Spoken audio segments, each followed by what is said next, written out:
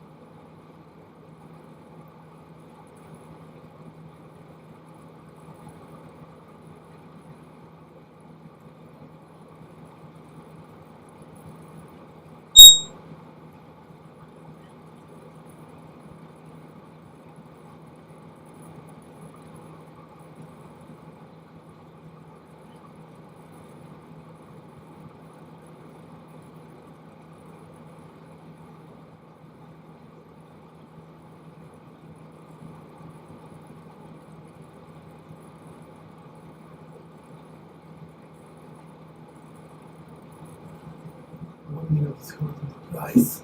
Das wird gut.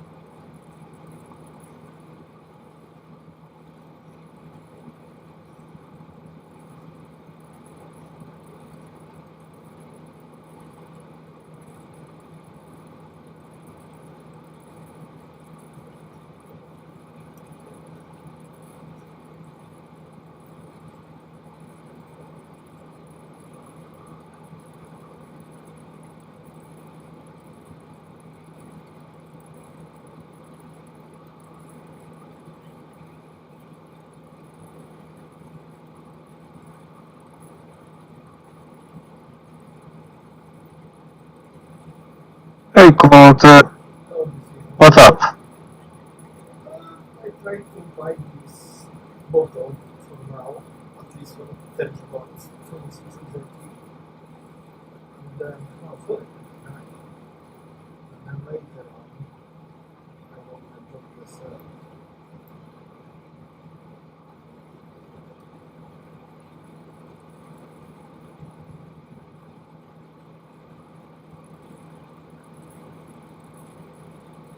So easy.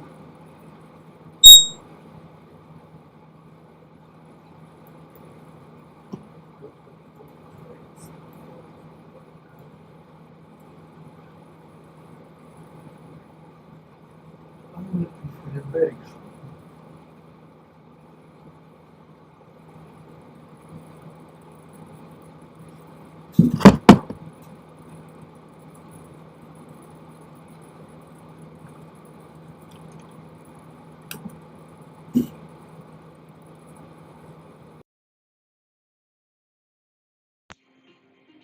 Can you hear me better now, DC? Hello, Ah, hello. there you are. Yes, and now I can hear you. Yeah. I'm just saying that trying to buy the bottom Ah, at least for like 40 like points. like usual. Well, not for a lot, at least for 40 points. Adam will kill you. Why? He he's been in the short with me since 40, 1540, Okay. and he has 50 points with a mini. Uh-huh. And I want a price to go to 1524. There you go. So he's gonna kill you if you take his profit away, and then he couldn't sleep because it's a mini. If it was micros, he could sleep, but. Yeah, I believe that. I believe that. So I cannot touch this trade, this account, because I'm still in the short. Of course, I'm not with minis, but Short is a short. short is a short. So the other account, I'm trying to do some scalps. I'm testing a new strategy today. Okay.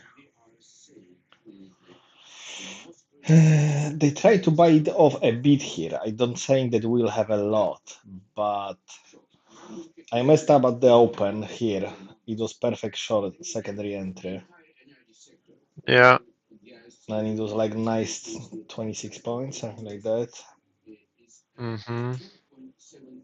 No, 20, no, 20 points I could have from that. So that was a nice entry, but otherwise there is nothing else to do here. If you don't want to buy here, Yeah. just wait. Do you have any idea why Ninja Trader keeps deleting my objects, which I have alerts No. on? It's so annoying to have to recreate alerts every time I reopen Ninja Trader. Create the template. I'm saving the workspace, but from what I But understand, save as a template. Not as a workspace, but template, yeah, templates. ah, okay, I will try that. From That what I should be understand, permanent. the objects are not saved with the template. They're separate files, and they get rewritten every time I close Ninja Trader, so it's so annoying. Okay. 38. I wanna sell the. So tired to do this all over again.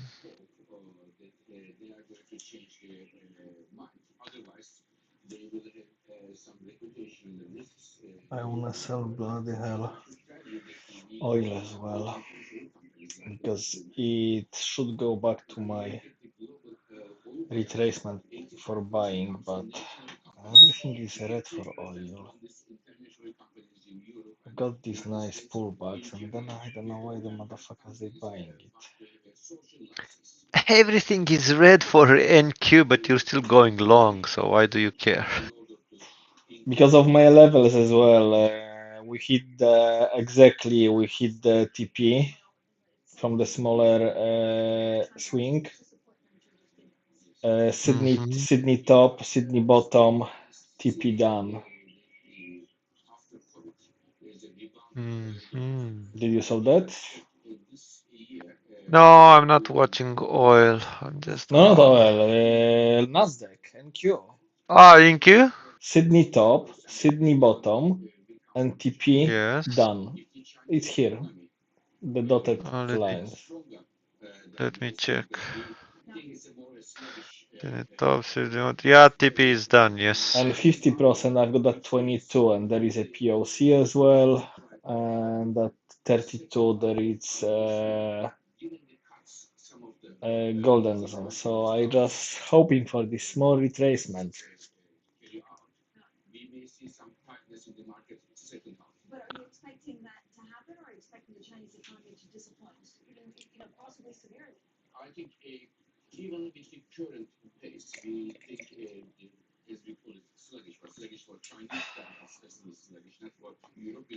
I will be adding to my contracts. If we'll break your box and retest and go a little bit higher.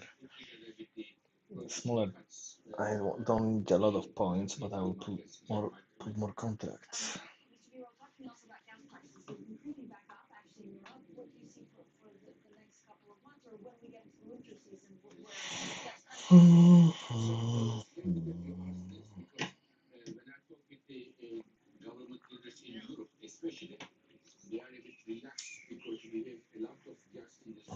Okay, the oil took a stop loss to Malta F. Just one for now.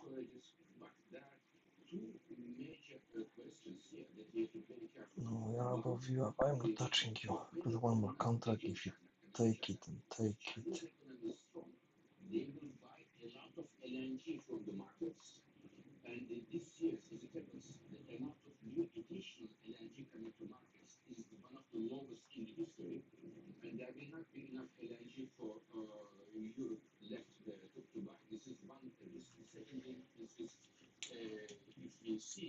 Yes.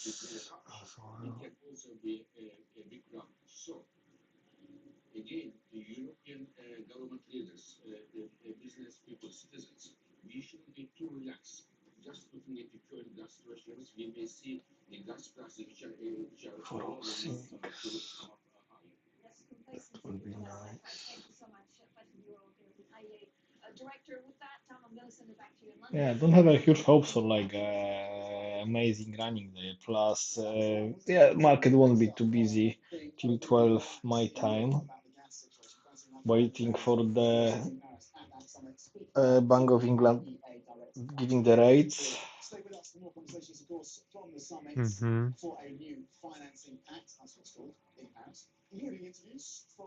And then it's quite red for US as well, unemployment claims. Powell speaking. So,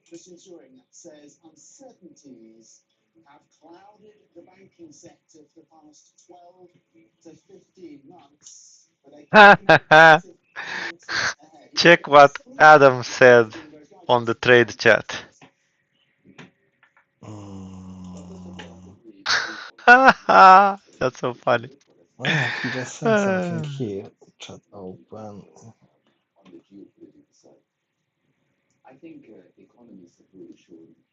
Short side, no, to the long side, and actually it's a bunch of them because it's on 16 accounts.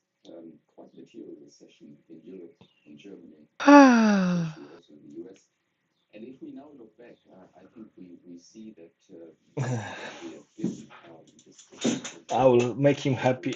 Yeah.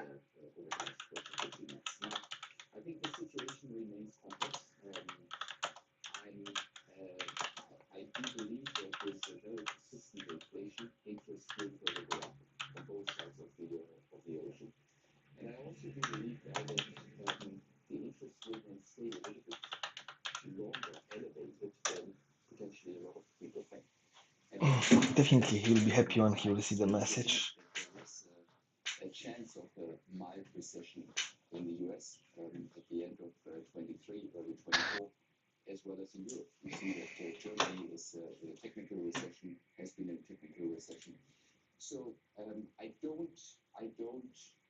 That was a liquidity grab from the oil.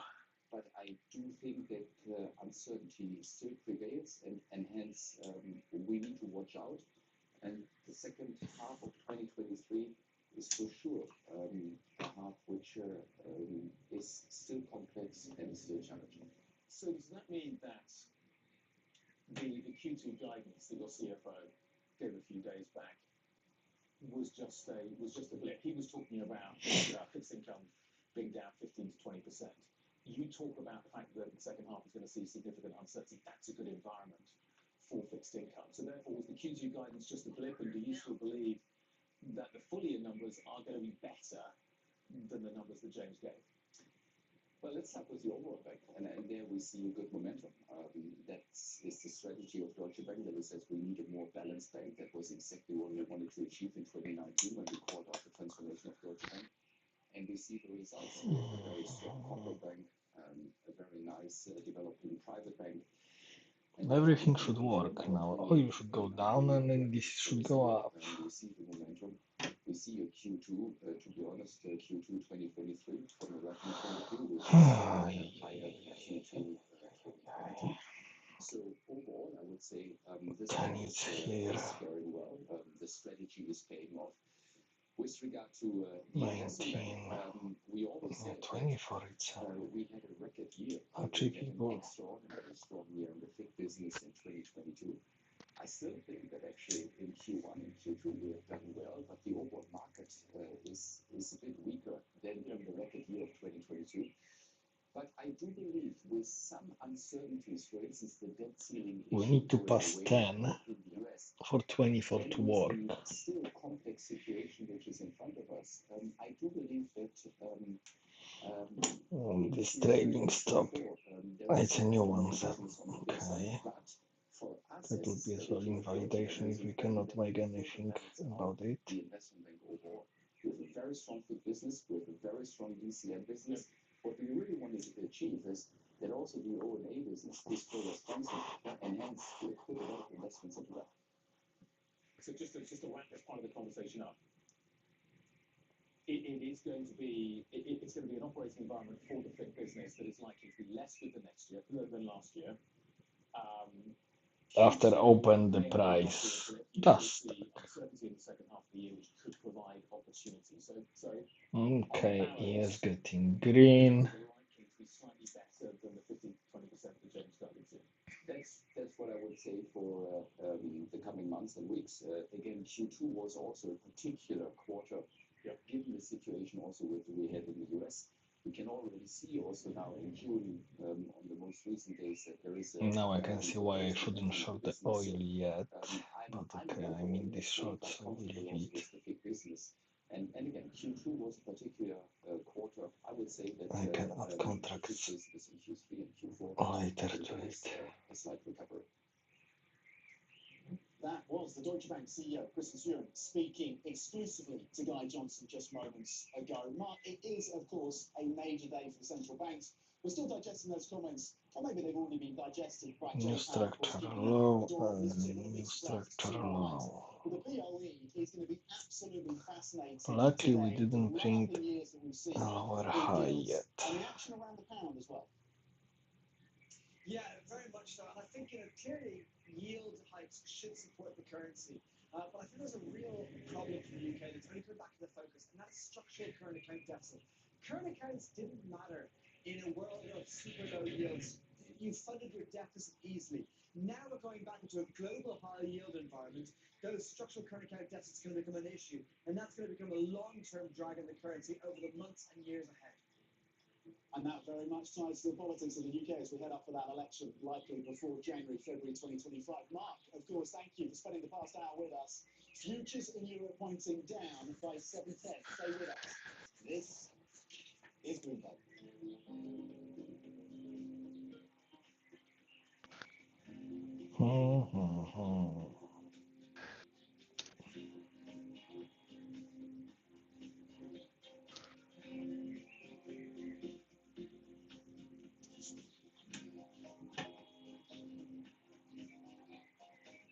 995 holding us strongly. Yeah.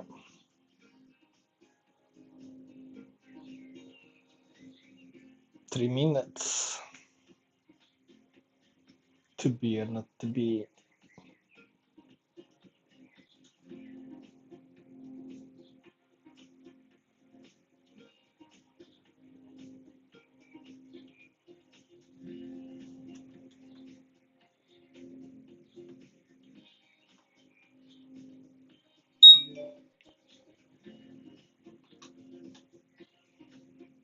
Another ball reversal.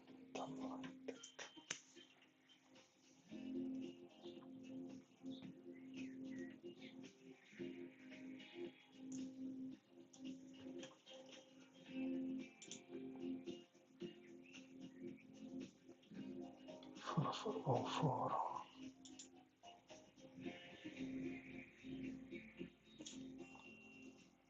Yeah, everything. It's really showing me that I should get my points.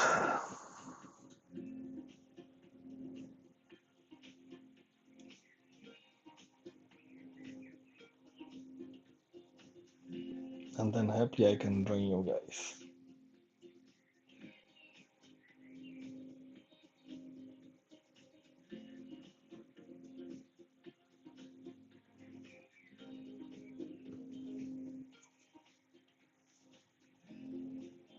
One minute left.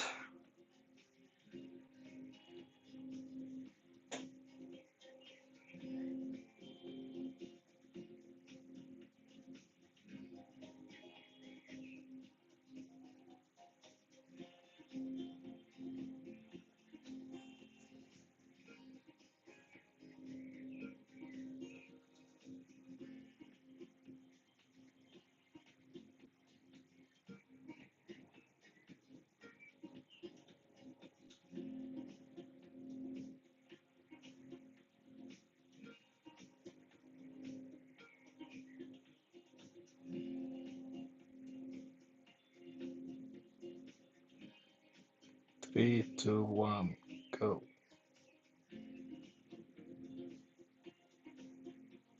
Okay.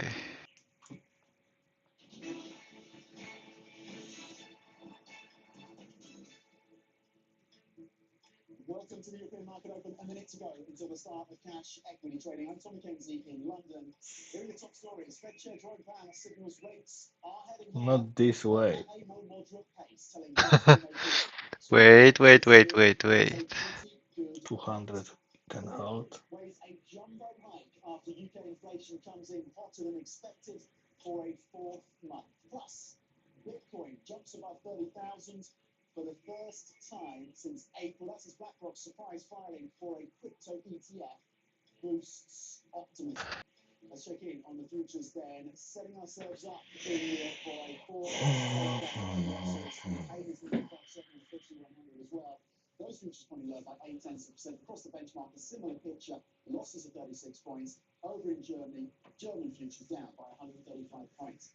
Let's switch it over and see how things are reflecting as we open. Big day, of course, for the central banks. Yes, Jay Powell very much keeping the door open to a further 2 hikes, pointing to that dot plot of 5.6% as being the terminal rate for the Fed. The Bank of England, of course, this is such a crucial day for this central bank. Do they go 25 basis points or they go with a jumbo 50 basis points? They can go a bit lower. I'll take my stop loss shortly.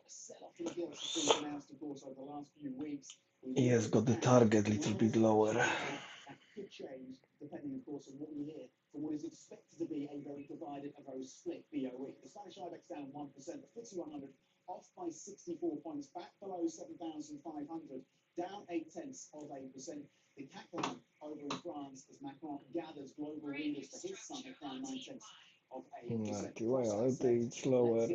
On the pound, on Bitcoin as well, because that's a really interesting story. Futures I'm out. pointing lower on the S&P E-mini, the sell-off yesterday, of course, on Jay Powell's forecast. And don't piss me off. Don't dare to piss me off now. Continued that today for a second. Pound 127. Just the start of the day, Koltun. How low will this I know. They have a Most of the time They have a Saturday. lot of time to piss you off still. Or make me happy. Yep. Bitcoin 30,000, holding above that level, and the ETF filing by BlackRock really spurring the interest in terms of institutional investors getting back in. What do they know about the SEC and how they're feeling about some of these ETFs? That certainly is giving some optimism around that space. Rent $76 per hour, down 0.3%. Really interesting to hear from the IEA's Fatih Birol just in the last 5-10 minutes saying Europe is being overly complacent about the gas storage situation. Let's check in on Gibbs then on this huge day, consequential day for the Bank of England. The excruciating decision, as John Orcus has put it. The 5 You know that I open one contract long. 458, the 2-year. This is I also thought you the might. front end, holding above that 5% level. The 10-year 439, the 30-year longer duration at 449. Keep an eye on This was like perfectly calm down, test 200, and can we really go up from here now? Okay, 50% of this swing. What are the chances of a half-point hike from the BOE? Do they need to go through that jumbo hike? Well, Tom, as you say, markets now see a 40% chance that we get a half-point hike from the Bank of England today, but economists see 25 basis points. The reason that markets are seeing 50 is because, of course, we had that fourth upside inflation surprise yesterday. That's why economists aren't ruling it out. But they say it's more likely to come in August because by then you'll have a press conference, you'll have forecasts. It'll be more easy to communicate clearly why they're going back to acting forcefully. We haven't had a jumbo hike since February. Also, by August, Silvana Tenreiro, the big dog on the committee, will have been replaced by Megan. Yeah, just touch the target zone and go up. So, what this mean for me?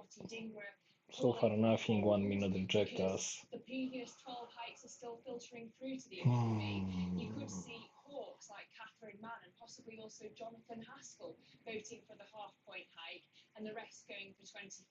We'll look to that vote split for signs, so will the market, of the future path for rates. At the moment, markets But this will be last try for now till I will see that long happening. 6.25%, but 6% is the level that Bloomberg Economics says would trigger a recession in the UK, a 2% drop in GDP. So it's a difficult moment. The question really is, will the governor, Andrew Bailey, That's push back against the 61.8 market and curve? Previously, he's kind of seen it seems, as a bit grubby that the market should respond to the bank, not vice versa. But they have made exceptions previously. no, you see, but no, when she's saying long setup, it's a short always. What the bank says in its messaging, then it comes back to a profit. Are you making fun of my lady? Yeah, a bit. Uh-huh. Thank you. Let's bring in now for the market analysis Charles White Thompson, CEO of Stockstate UK. I don't want to lavish you with too much praise, Charles, but you pointed out to us, you reminded us that back in December, you just 5% return rate from BO, which looks like we could be getting 6%.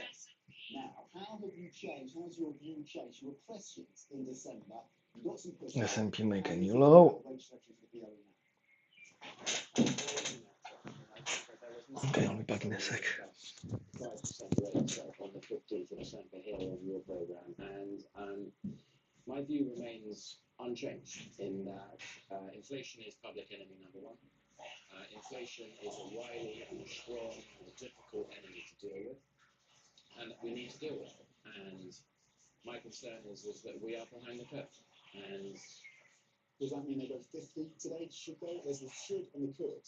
Should they go 50? They should go with 50 basis points. So I think they will go. Probably not. So I think that we should see both rates at the end of the day at 5%. And I don't say that lightly because a lot of people and also when you're talking about recession. Thank you. Come on. ATR gonna up 520. It was 3.5, so I can see people coming. Mortgage rates at 6.8%. When you read the Office for National Statistics and you look at the inflation print yesterday, which was really disappointing. I find it very difficult to see any positive indicators there. I mean, people latch on to fuel for cars. That's marginal for me. I mean, if you look at food prices, there was a slight decline to 18%, but that was driven by cheese and eggs going down from 27% increase to 25%. And that is the cost of living crisis. Where does that leave your terminal rate for you then? You were at 5% in December. Is 6%, is that what is needed to firmly break the back of inflation in the UK? Yeah, I think that inflation needs to be dominated, and we need to get on top of inflation, and we need to dominate it. So 50 basis points today, and I think terminal rate for me is 6%, and it's pretty interesting because if you cast your mind back to the beginning of the year, it was Europe 4%, I will it try to was the break UK out 5%, up. and it was the US 6%, and now we got Europe, let's say 4%, And this is trying to go the US lower. 5.5%, and the UK 6%. So the UK is a laggard, and I want the as other we way. discussed in one of our programs together, the UK inflation is proving to be Scalping line is green through all of this move from just before the Frankfurt Open. Yes, but probability is still down. Yeah, that's so annoying. It's like you can see They're not ready yet. they're not ready yet. That's this is the right term for it.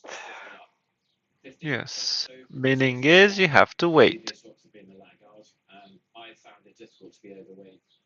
Or try with much smaller approach. This is what they're doing, but as well it's too big. It should be micros. And the other thing is actually we know that on London the price can go one way for a long time, but because ATR is smaller. So I think that's good. And I think it's a fair idea to top slice some of the froth we've seen in what I call the big AI rally. So in the Nasdaq, and also what I've also noticed over the last month, you've seen a change. So you've seen the market's been led by the S&P 500, and the market's been led by the Nikkei, not Europe. So I would top slice this. For me, it's not start the market, it's housekeeping. Okay. Lock in some of your profits and increase your position in government bonds and corporate blue chips. Okay. Profit taken around tech, maybe on that AI Mm. and clip that 4.6% coupon on the UK 5-year Charles. oh, fly baby, Couldn't fly. take Frankfurt liquidity. We need to go back to pick up some money somewhere. And the money, it's really The previous day low at least. if you go higher.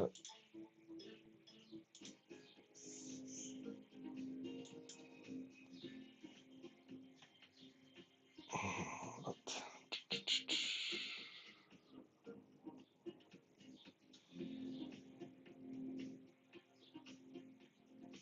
previous day close is there. That's not happening. At least not on London session.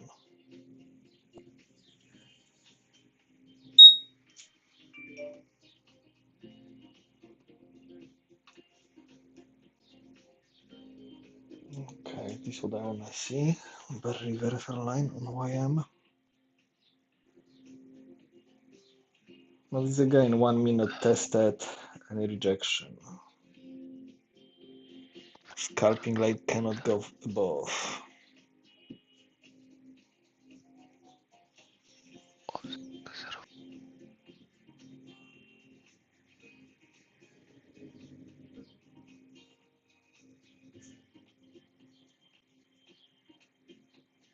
Okay, so it's not this one. Long setup.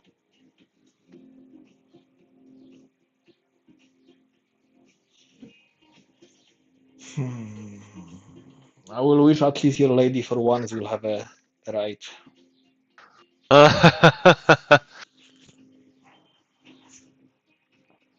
Setup it for long, but yeah, as you're saying, maybe it's not time yet.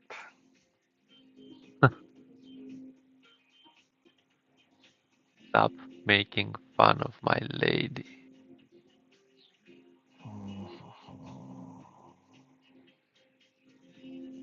So we've got a buy holder block there, and we cannot go higher. We've got liquidity which we're testing and we cannot go through it. How much lower you will go, Madaev?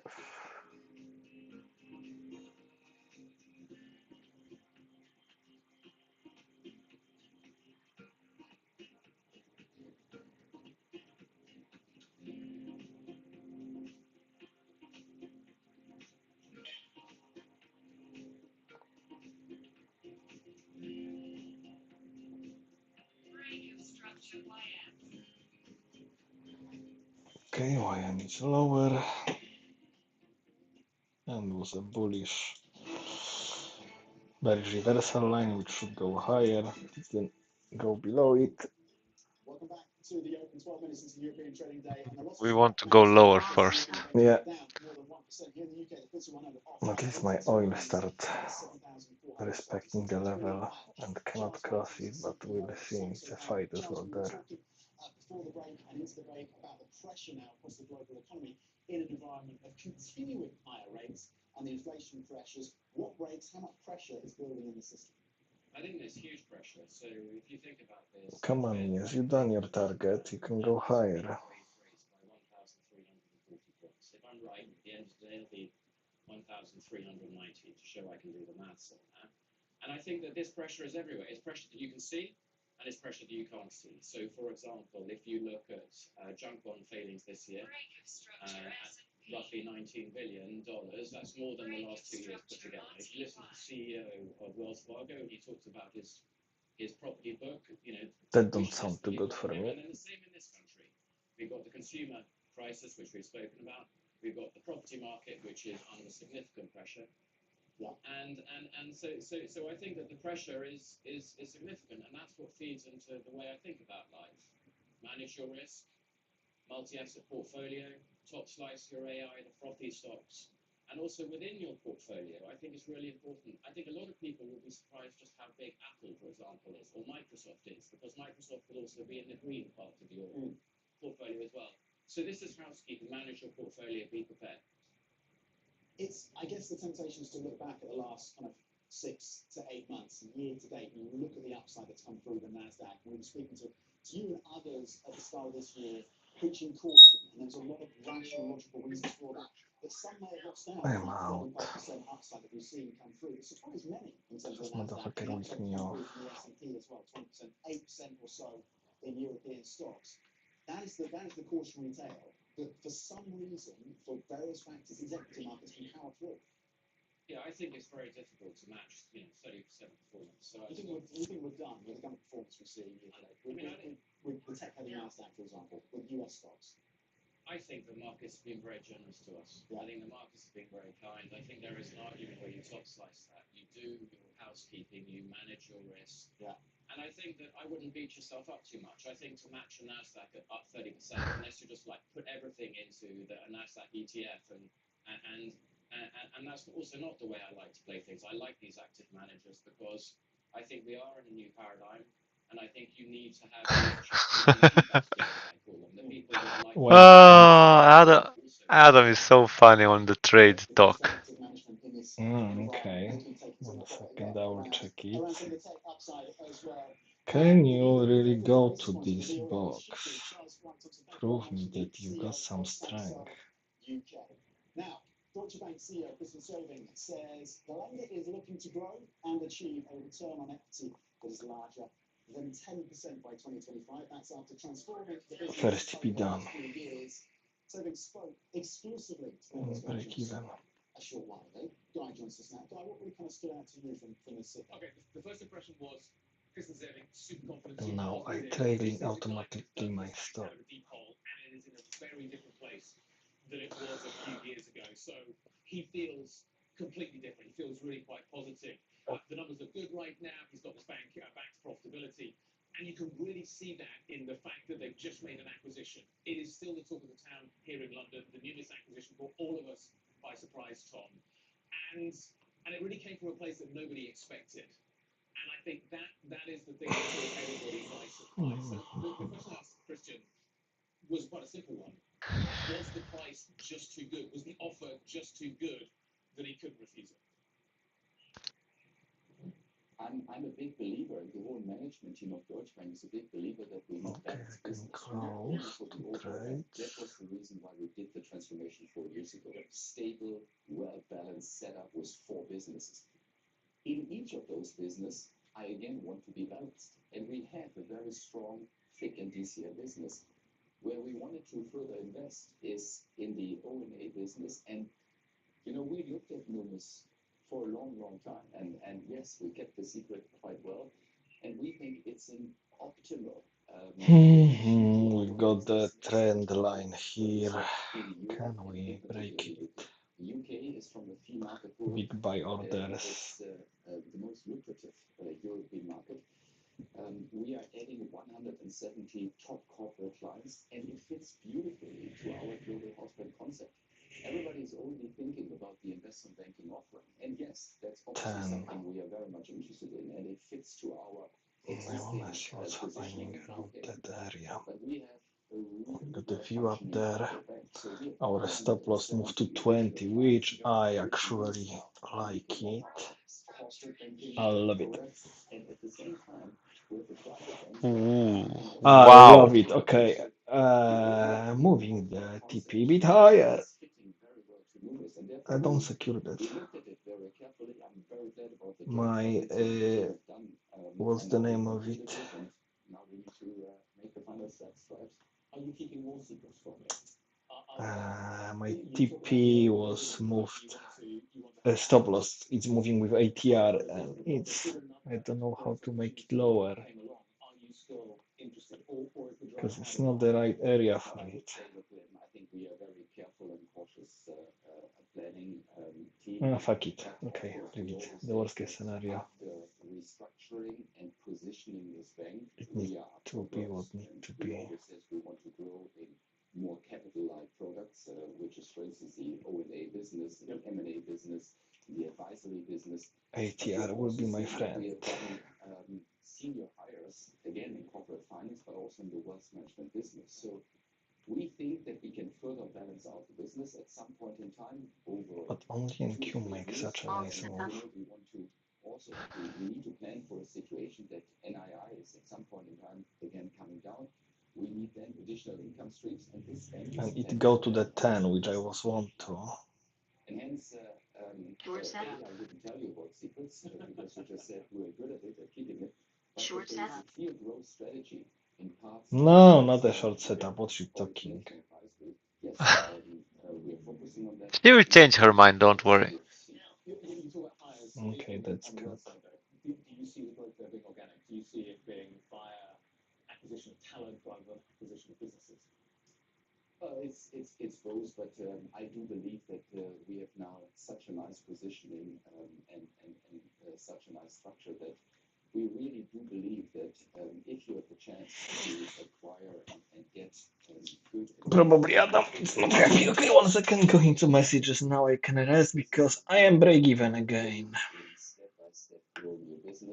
For the day? I've got the 2 accounts green and 14 on red, but the oil going my way and ES going my way and Q as well. I hope so. Even will take my break even, I will be green. Nice. Yeah, but I think we have shown also during the recent volatilities in the market how firm and how stable our deposit base is. So that is not a reason to actually think about or acquiring somebody else. I think the full focus of Deutsche Bank is in now, after successfully delivering the transformation over the last 3 or 4 years, is now growing into an area where we have a return on equity of larger than 10%. In 2025, we are on the way of achieving that. The first quarter of 2023 has clearly shown the strength of Deutsche Bank, and we can control it by ourselves. We can achieve that by ourselves, and that is our goal. Christian Zervin, the CEO of Deutsche Bank, speaking to me exclusively a few minutes ago upstairs here at Bloomberg. Tom, takeaways? Yeah. More positive, feeling quite good about the situation going forward. Will not exclude further acquisitions. He talks about the fact that maybe the Q2 drop that CFO James Holker talked about, maybe actually a little bit of a blip. he sees a recovery potentially in FIC trading in the second half of the year. Volatility is going to continue. Really, really interesting conversation with the CEO. Just go there. Thank you very much with that exclusive. Now, we are going to get to break. We're going to come back, check in some of the stocks to move on a pretty bleak day across these equity markets. European benchmark down now close to 1.2%. Here in the UK as we gear up for the BOE's decision. Don't stay under 980. Stay with us. Don't go back there. Okay, 95 is 61.8%. Long setup. The thing is, he has never gone so high on NQ cleared the liquidity from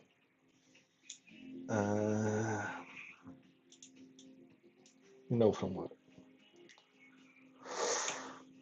From Frankfurt. So you moved the market up because you got angry. I don't know, but it was a lot.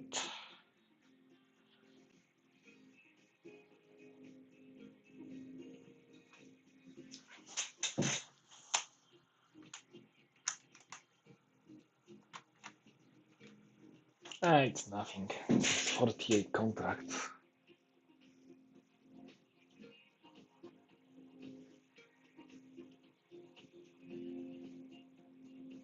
Oil, I love you. Just go that way.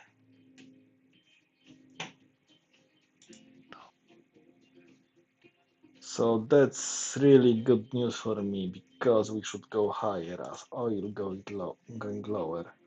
I don't know why S&P don't want to go higher. It's still hunting for my stop loss because it's not far away.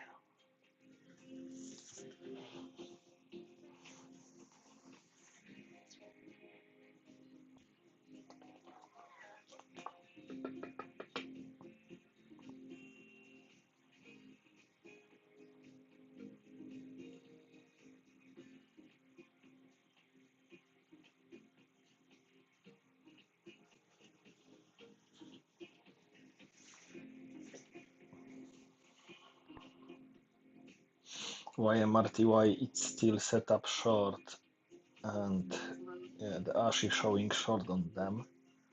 Only NQ got in cuckoo.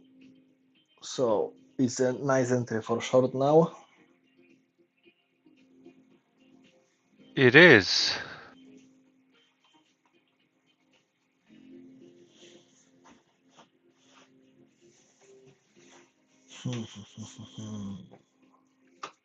Or we going back.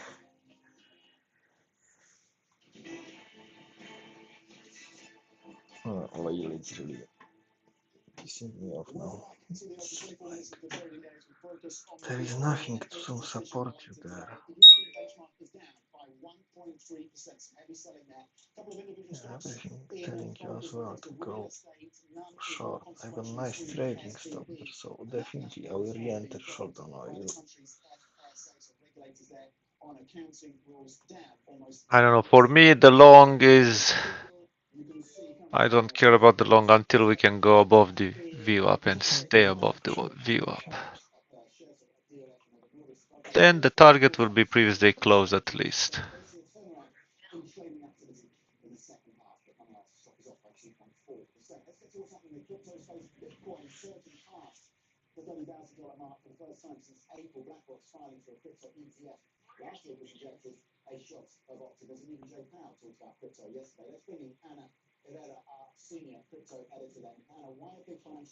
Visit previous day view up first on oil. I don't know what they know, but I guess they can see or they've seen that you can receive out of this. So we can imagine that they've been working on this for a while, right? They don't move quickly, so they probably won't have seen something now and let's do it.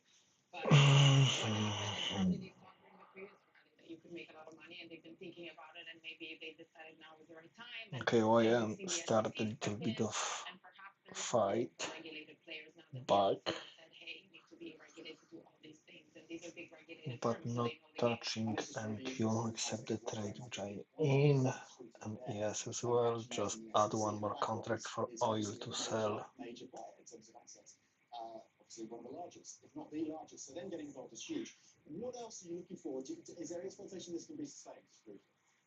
It's very hard to tell with crypto because it's a strange beast. You never know where it goes up.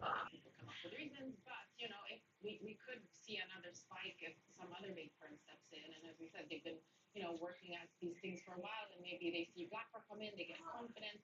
Let's announce our big thing too, and then it goes up. But as easily you have another enforcement action, and it could crash. So fun. Currently still holding above 30,000, and over there our senior crypto heads up. Thank you for the latest there.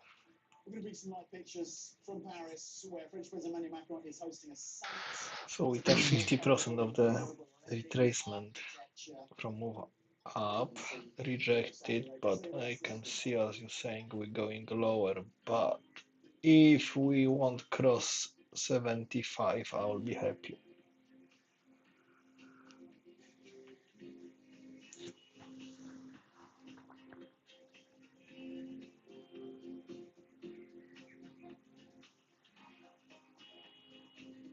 Now I'll move my stop loss just 3 points below 72.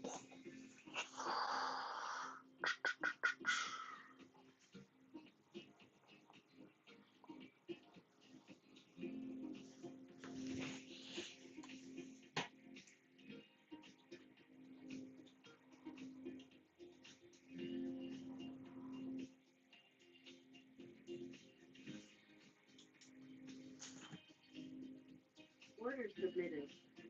Order canceled. Order submitted. Order canceled. Automatic trading. No, no, no. I'm just testing my shortcuts if they're working or not. I've got some. I set up few bots for auto trading. Okay, so now volatility and candles are green, but probability oscillator, it's not ready yet.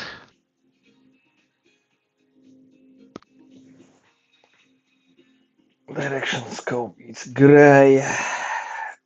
And we are 1 minute is green. We are above it. Scalping line is above it. It's green.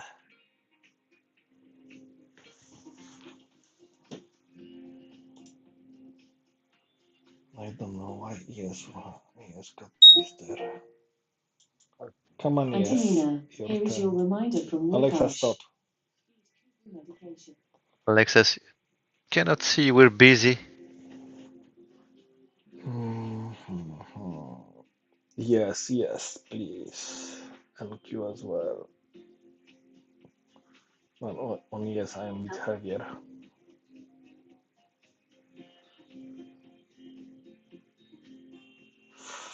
Did you saw what I sent you yesterday? Yesterday you sent me something. The last trade. So have a look there. This was my entry long. Take profit before the golden zone. Hit the golden zone, and TP short was hit now from that Okay. trade. So this is why I'm looking for long, just for the retracement. Because overall trend, I know that we should be short. Ah, yeah. You got a nice entry, yeah. But Okay, break of structure. Yes, that's true. So we got 2 break of structure. So trend is now up officially. Yeah. But we are at the view up. Yeah. Well, if you are, if the probabilities are that we will break it, and they are, because green, green, green, 200 stood green, we are above it, 36.2. green, green. Let me see what this one is saying. Oh, session control bullish, pullback with trend. Yay. Okay, and Expensive so bot is you're at just 19. waiting for this reaction to retrace a little bit, and that would be your perfect entry. My TP is at 24, and I don't know, should I move it? Previous day close, we'll try it 44, and then I will try to trade the stop loss. When we hit 24, I will move the stop to 95. But not time for that yet. This is our pullback, and this is actually our area to buy around 95. Do I want to open micros on the other account? No, because we touched the view up. I want to see that we actually going higher from it. It's not only the bigger swing moves on NQ. Because really ES didn't go anywhere. If the ECB hikes again in September, as we expect, then the Swiss National Bank will lead. And here's the speculation we have considered whether or not they can leave the door open to additional hikes, the S&P.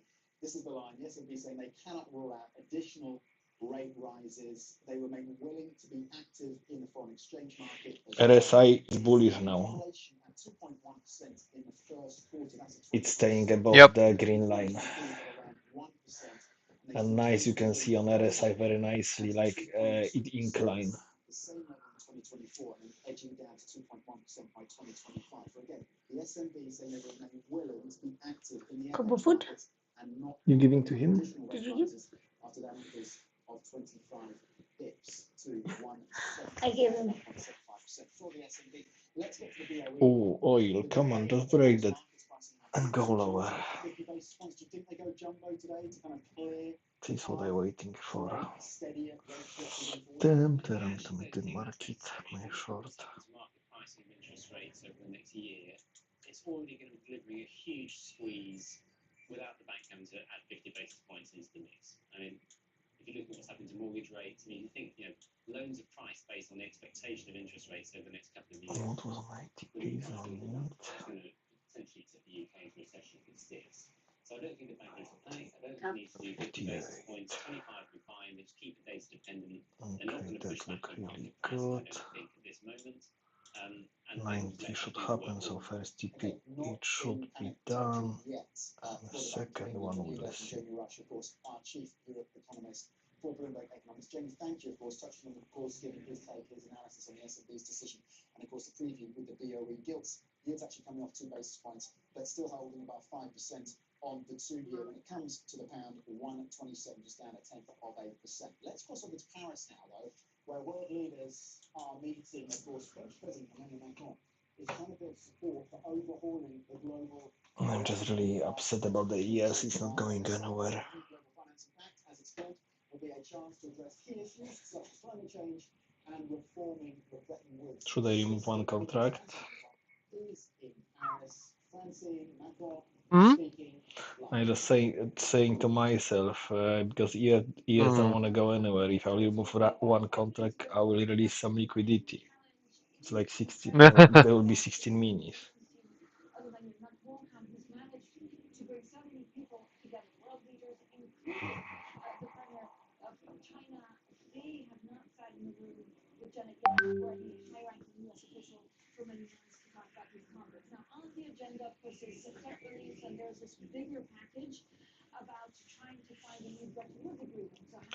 Big sell volume on NQ to the support 99 and 2 buys. Most of the time I like that because then the price is rejecting it. But the sell finish or not yet.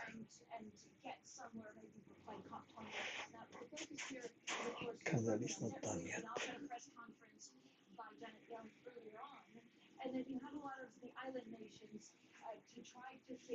Done. Okay, so we got a reaction for it. These are the scalps for minis DC. That's interesting, isn't it? Some of the global south in attendance in Paris. Francis, how much of this is to the global south? How much of this is about France and other Western nations trying to make up lost ground? You talked about the fact that the Chinese Premier Li Qiang is going to be there as well. So what extent is that the focus of this summit? It's really the area for the bulls to step in. You can see how we stuck at this area and the bears to push it. Yep. Yep. And the same I can see the oil should go a little bit lower, but the bulls start really, they're buying it from here. I don't know why. There is nothing here for them to buy it, except they try to stay above the view up. And most of the time they are below. Huge chop on oil, much bigger than on NQ.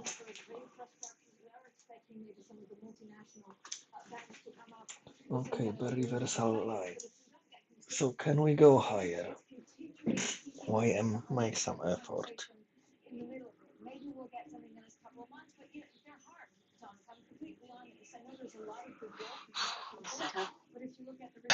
Set up long or short? That is a contrarian, so I think we're going short. Not good. Okay, 1 second. Not good at all. I'll be back in a second.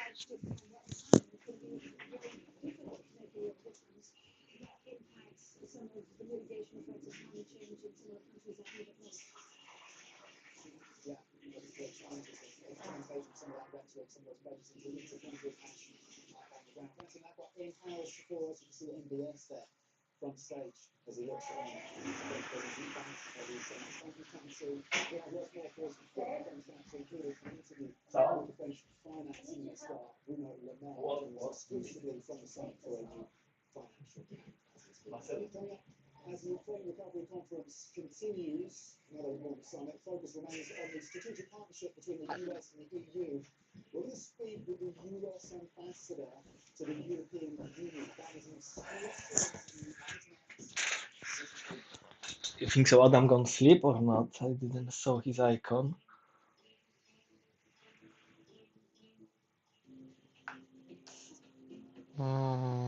He's still online. Ooh la la, that's a long night for him. Yep, it's past 3 p.m., almost 4 a.m. I don't think so. He wanna keep the trade because he don't wanna trade New York because Well, of the news. he cannot trade New York. He will be dead. Yeah.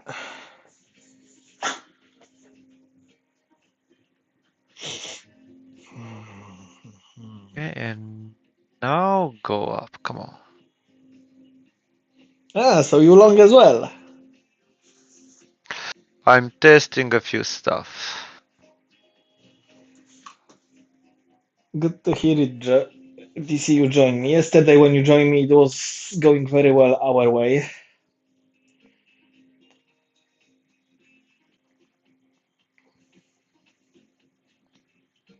And Yep. it was actually, I was so happy on a retest of the high. I closed the long and opened the short, so that was really nice.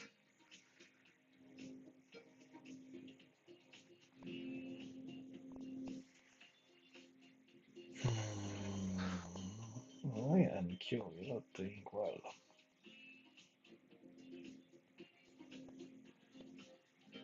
Should be kind of the bounce area. Okay, it is.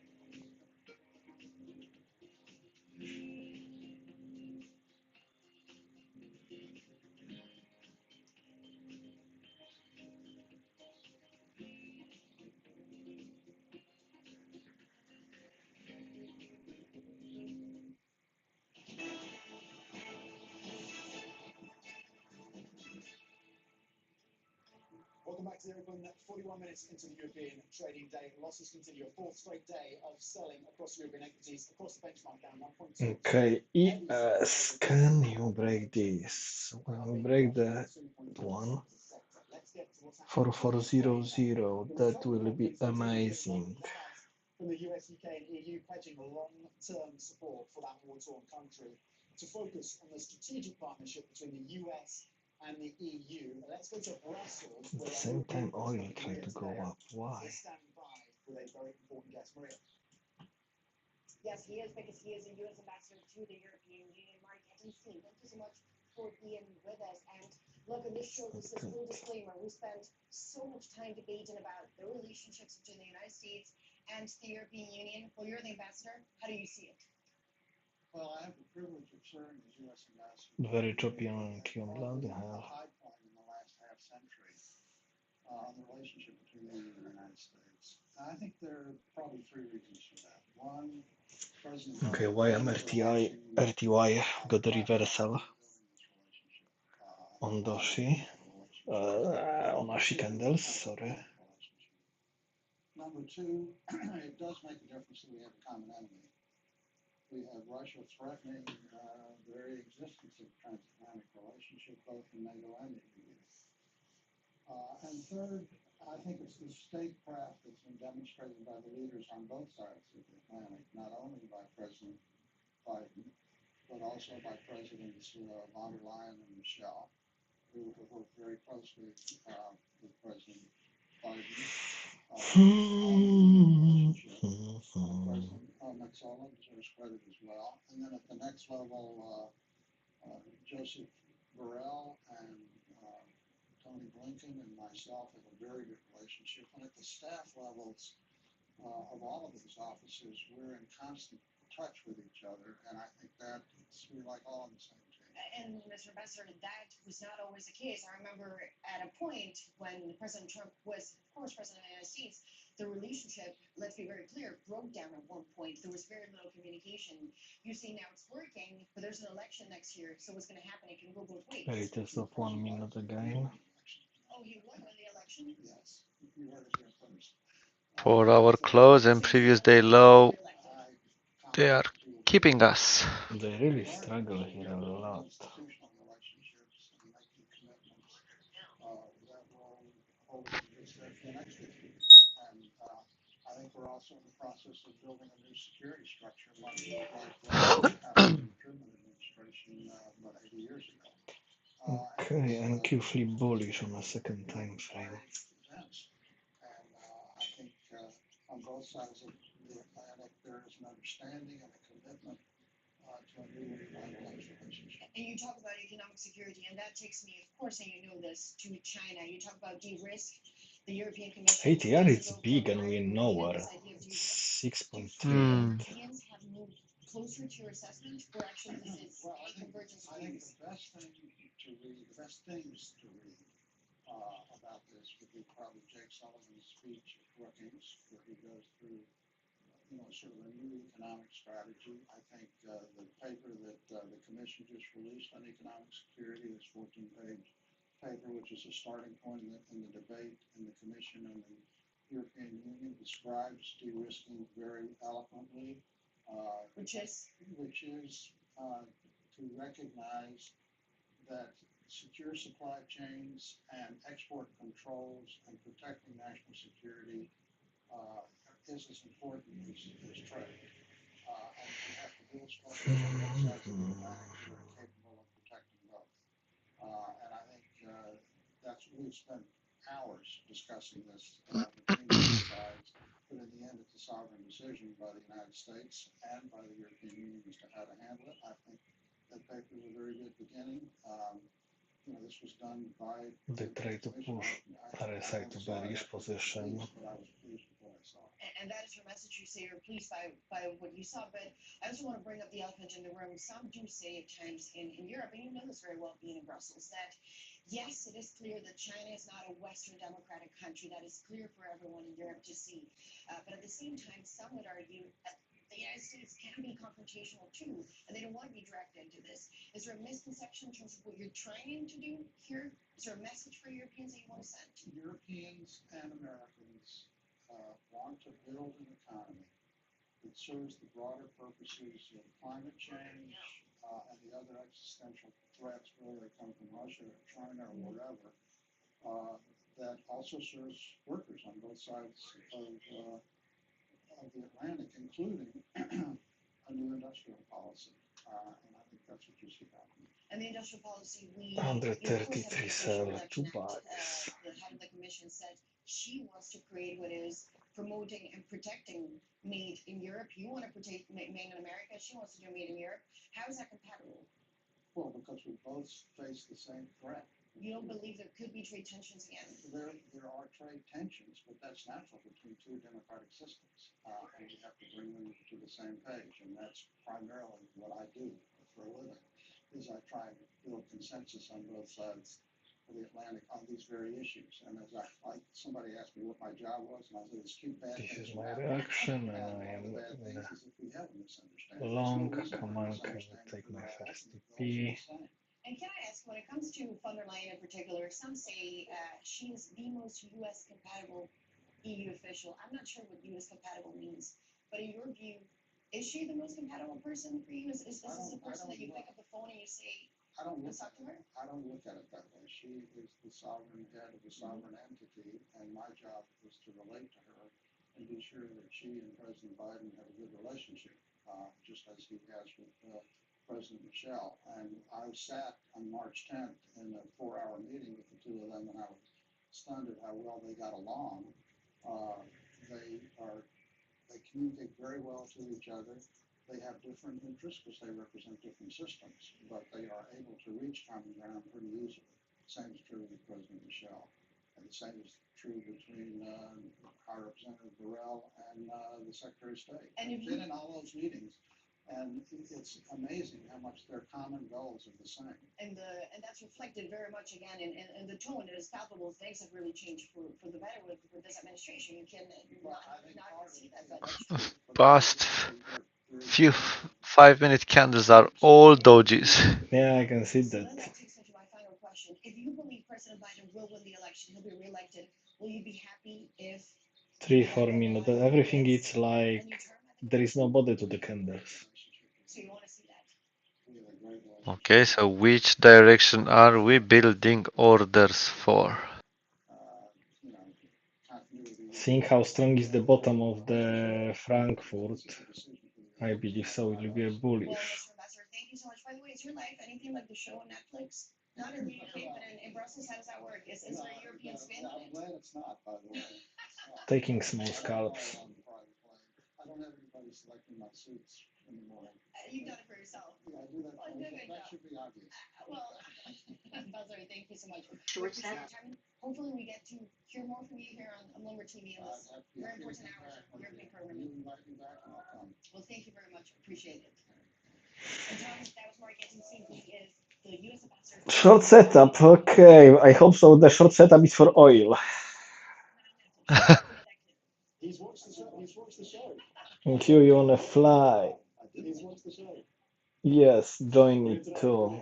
Thank you very much indeed. You got him as well. I think he said continuity would be important. Of course, he does argue suggesting selections, but he made it clear continuity would be helpful for that relationship. Bloomberg's Maria today with a great interview there, of course, with US Ambassador to the European Union. Maria in Brussels. Let's check in on these markets. It's a less rosy picture when it comes to these equity markets. A fourth straight day of selling as investors wrestle with the fact that these central banks. Ooh la la, yes, yes, please go. Sending US stocks lower in the session yesterday with his comments suggesting that the door remains open for 2 more hikes. The SNB My TP1 is done as well. expected in the Bank of England, the conundrum there later today for NBC members. It's likely to be a very split decision. 25 basis points is the expectation, but we cannot rule out 50 basis points. I don't think so. Adam is happy.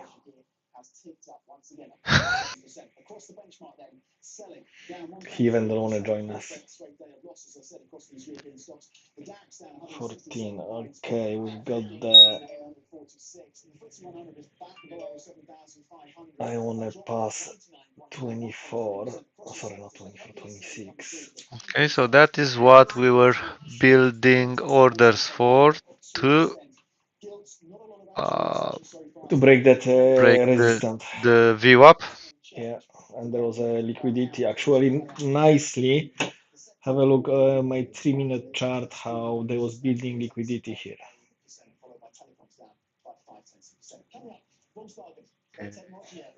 And what's happening on yes because there is okay nothing. There is a bit of old one which is gone.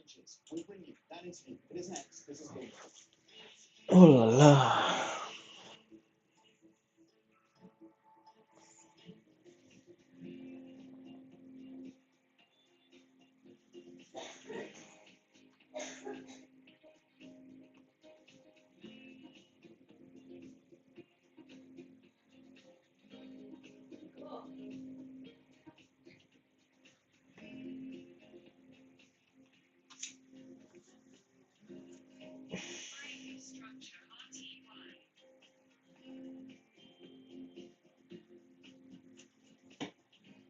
Where's the long?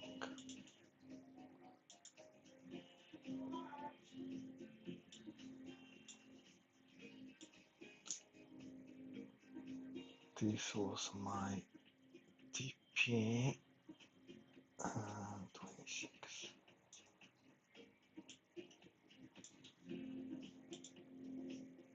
Okay, RTY going up.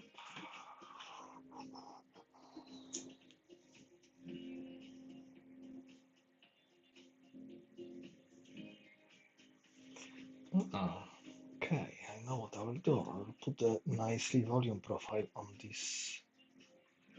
On that building of the order, so we'll check where is the POC.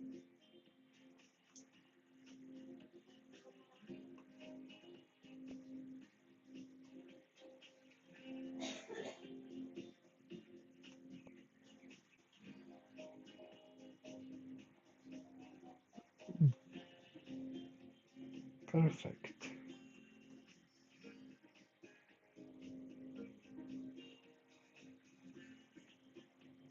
So first time I can see the POC swing low, swing low, swing high at the same level as the TDU.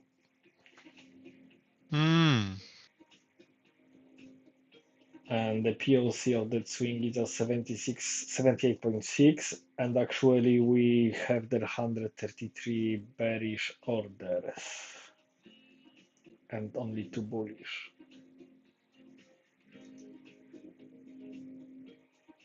Come on, yes, why you don't wanna go higher? It's really annoying. When you done it long time ago, view up and grab the liquidity.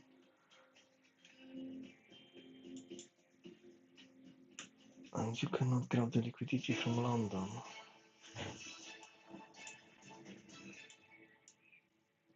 Totally different. Keeps us awake at night. It's I think one of the biggest challenge we as automotive cars, car guys will face, and it's only possible because we are looking for a perfect team. Have even some experience to do that, and technology-wise, ramping up factories of batteries. As you know, we are a little bit behind of existing players, so we need to catch up. And in terms of being behind, one of the challenges I think a lot of the people who are a little bit further ahead, let's say, Tesla or Northvolt, they've had Big issues restriction with from scale, yes. reaching the scale. Volkswagen I don't has think so. I reached want to trade scale. that. What can you do to avoid some of the problems that your competitors have faced? And scaling complexity is scaling up. I think we can match that as Volkswagen do it since years with way. Yeah, check oil just as well. Building of the orders. Week after week, 5-minute candles, Doshi candles that are just week top, week bottom, week top, week bottom. So it's a mixture between the startup and the firepower of a complex company. And then They try to be bullish here. with our technology roadmap, the decreased complexity was what gave us speed. And in terms of those bottlenecks, is it limiting? Okay, so NQ gone to the expensive area. almost touched it and rejected. We had what was that? Oh, I have to remember those color coding. What is that? Supply and demand? Ah, yeah, for the TDO, yeah, there was a Yeah, on the range chart, yeah. 180 volume as well at the same level we touched it. Yeah. And also that was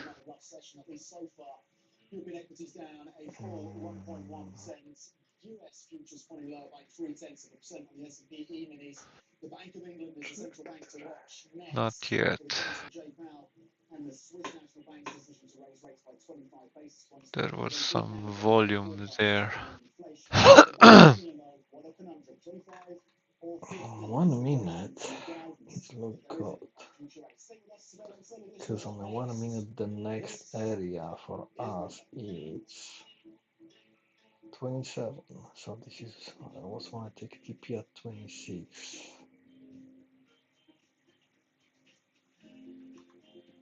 Yeah, but the range chart, but have a look on a range chart. Have a look where is RSI now. It's in the upper middle. Yeah, yeah. Try to be stay bullish. And a range chart trade bullish too. So our higher time frame is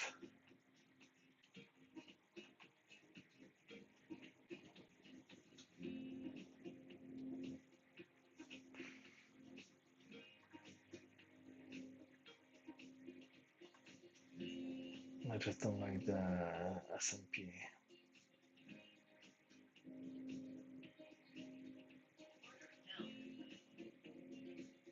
Oh, some auto trading happening.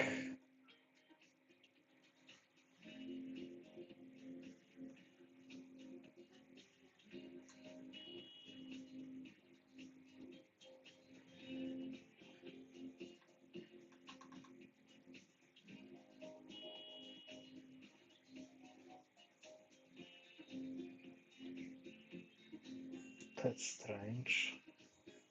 I cannot see an order fill and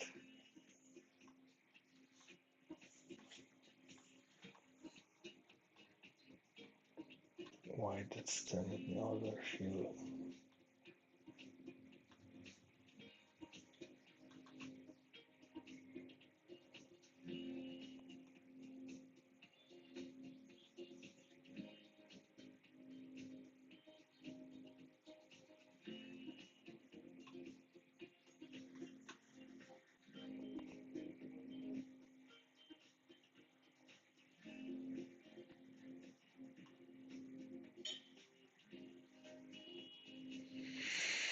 Change of character.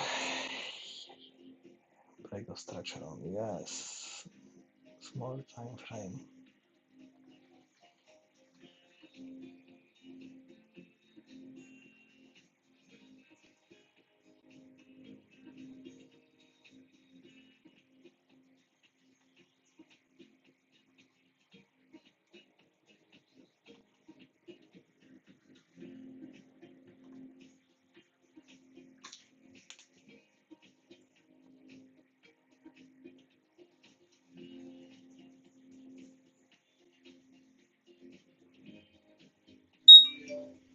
The oil try to go up.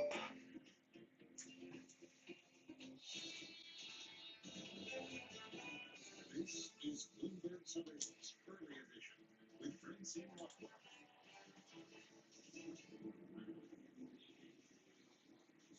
Well, good morning, everyone, and welcome to a special edition, a special show of Bloomberg Surveillance Early Edition. I'm Francine Lacqua here in Paris for President Macron's summit. What's that? EQ. I didn't press anything like that. Change the way that multilateral institutions work to better support poorer nations and address threats like climate change and pandemics. Now, over the next hour, we'll hear from some of the leaders who are attending the summit. Here's what else is coming up on today's program. Of course, it's BOE Day. Happy Thursday. It weighs a jumbo hike after weekly inflation comes in hotter than expected for a fourth month. Fed Chair Jay Powell signals rates are heading higher, but at a more moderate pace, telling U.S. lawmakers 2 more hikes this year is a pretty good bet. Deutsche Bank chief executive, he tells our guy John Bull trails form on OIM. That's a nice news for us. In Q3 and Q4, there is momentum in the business on the fixed side, but for us as a strategy of Deutsche Bank, it is important that we further balance out the investment bank overall. Now, let's check on the markets. The focus firmly on what we heard from Jay Powell yesterday, and of course, ahead of the Bank of England, will we see more rate rises? The stocks are slunking. U.S. equity futures also down. Again, quite a lot of central bank decisions. UK, Norway, just coming out now, seeing the Q rate at 3.88 in the third quarter of 2023. Coming back to 200. Switzerland and some of the other things that we were watching out for. Well, the worrying part is now the bears are tired. And if the bulls, that is all they can do, then I'm very afraid for them. Okay, what's happening here? 8:30 was monetary policy, which was okay. 9 a.m., which is now. Member wallet speaker. Bloody hell, it's the middle of the night in US. It's almost morning already. They also raised their expectations of the peak rate to 4.2%. Their last projection was 3.6, so over 50 basis points increase when it comes to their guidance for the peak rate. We're just watching the FX markets here. Euro NOK, you're seeing the Norwegian krona strengthening over 1% versus the euro. Now, this goes back to the decision from Switzerland just 30 minutes ago. They did not choose to go for a 50 basis point rate rise, but kept on to 25 basis points. That is the smallest hike from Switzerland this year. But they also said, very much like the Norges Bank, that they VIX can is roll out up. additional rate rises when they meet again in September. Open high. Thank you so much. Valley Patel is the BOE. As we heard, the rate hike is all but certain when the Bank of England meets today. In fact, there's been some repricing. Ooh, scalping line changing red. A major, of course, headache for the central bank, getting that inflation higher than expected yesterday, adding to pressure on the country's already squeezed household. So for a full rundown and actually what to expect on decision day, let's bring Lizzie Wood, our UK correspondent. Lizzie, it's a headache. If you're at the Bank of England today, if you're an NBC member, I mean, what do you vote for? What are the chances of half a point BOE today? Well, Francine, markets are pricing a 40% chance of a half point jumbo hike, but economists reckon it'll be 25 basis Scalping points. line. It's red. So if Adam stay in his trade, he's happy. And I believe so. I'm moving my stop loss now to 95. By then, you'll have a press conference, you'll have the forecasts. That should make it more easy to communicate why they're going back to acting forcefully. Also, by then, Silvana Tenreiro, big dove on the committee, will have been replaced by Megan Green, and she's been making hawkish ATR is almost 6, 5.7, and really the candles there are nowhere. There is no move at all.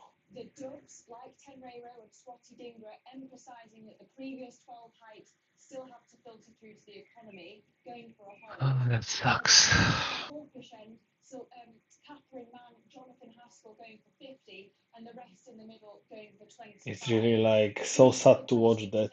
Is also about the future path for rates ahead. Markets pricing a peak rate of 6% by December. Some Yeah. traders seeing 6.25%. Bloomberg Economics says that 6% would trigger a recession in the UK. Just taking the scalp trades. Push back against market expectations. Shit, my Oh, oil. come on now. Yes. Oil just took my stop loss, mother F. Take the message. If not, looks like credibility Yeah. in the spotlight again. Yeah, and of course, Lizzie, look, if you're sitting in Westminster, if you're an MP, you're worried that mortgage rates go higher, you're going to lose your seat. Exactly right, and we're not far off the general election. It's very much on the horizon. There's pressure for the government to step in because the precedent's been set. It was very interventionistic in the pandemic, for example, with furlough. And so the expectation is there that Okay, there will let be me some see if I payback. can put There are some worries on the toll text here operators that doesn't as he says, move. they'll be punished in the polls if they don't step in. And there's been a suggestion from former Shadow Chancellor John McDonnell that there should be a windfall tax on banks to pay for this extra That's the mortgage best you support. could do.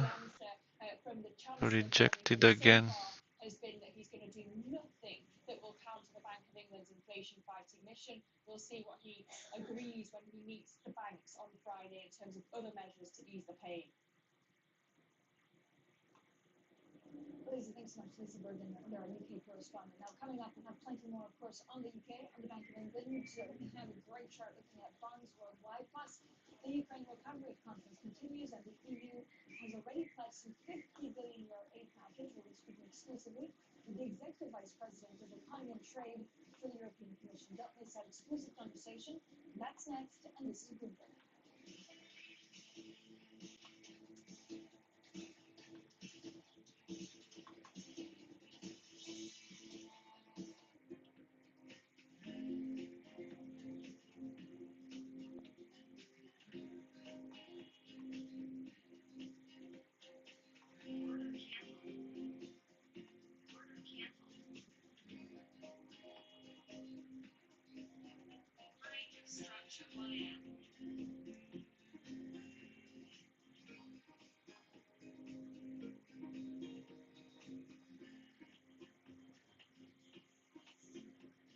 I kinda know this price movement. If we don't break higher, this is a very big short.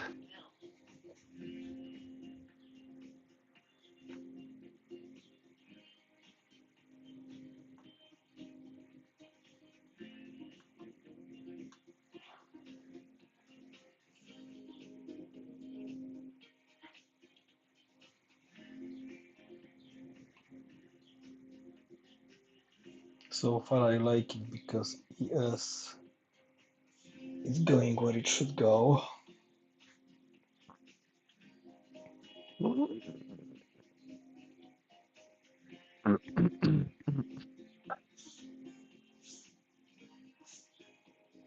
Next 5 minutes are important. That's not good already.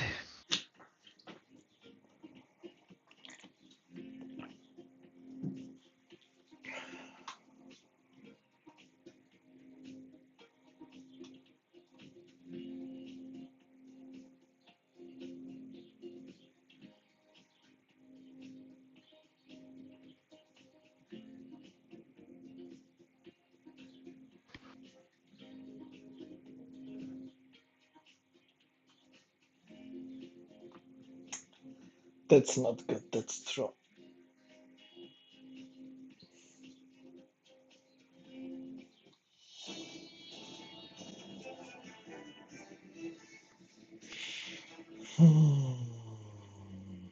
But NQ going as only as the POC, they didn't cross it yet.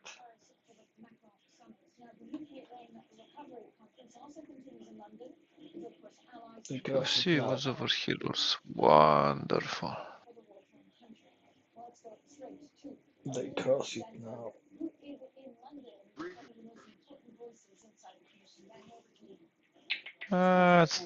Ooh. Ooh la la. Yeah. That was a big reaction for it.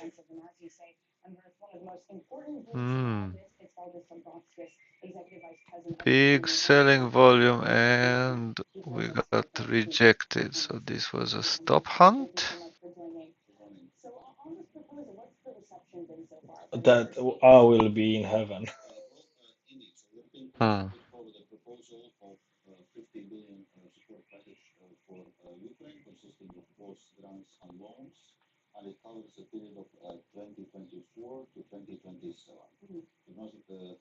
Of course, we'll have to discuss a specific package, but broadly speaking, there is support for Ukraine. EU member states have pledged on a number This of is the occasions area. that Okay, they so will they support was building Ukraine as arteries much here. as necessary and making sure that Ukraine is able to defend itself and win this war And against Russian POC aggression. didn't move for the Broad support for yes Ukraine. Do from you expect support for 3 Ukraine hours on that swing. from the member states? Well, yes, And We got actually, bullish support for the fail for stop the printing.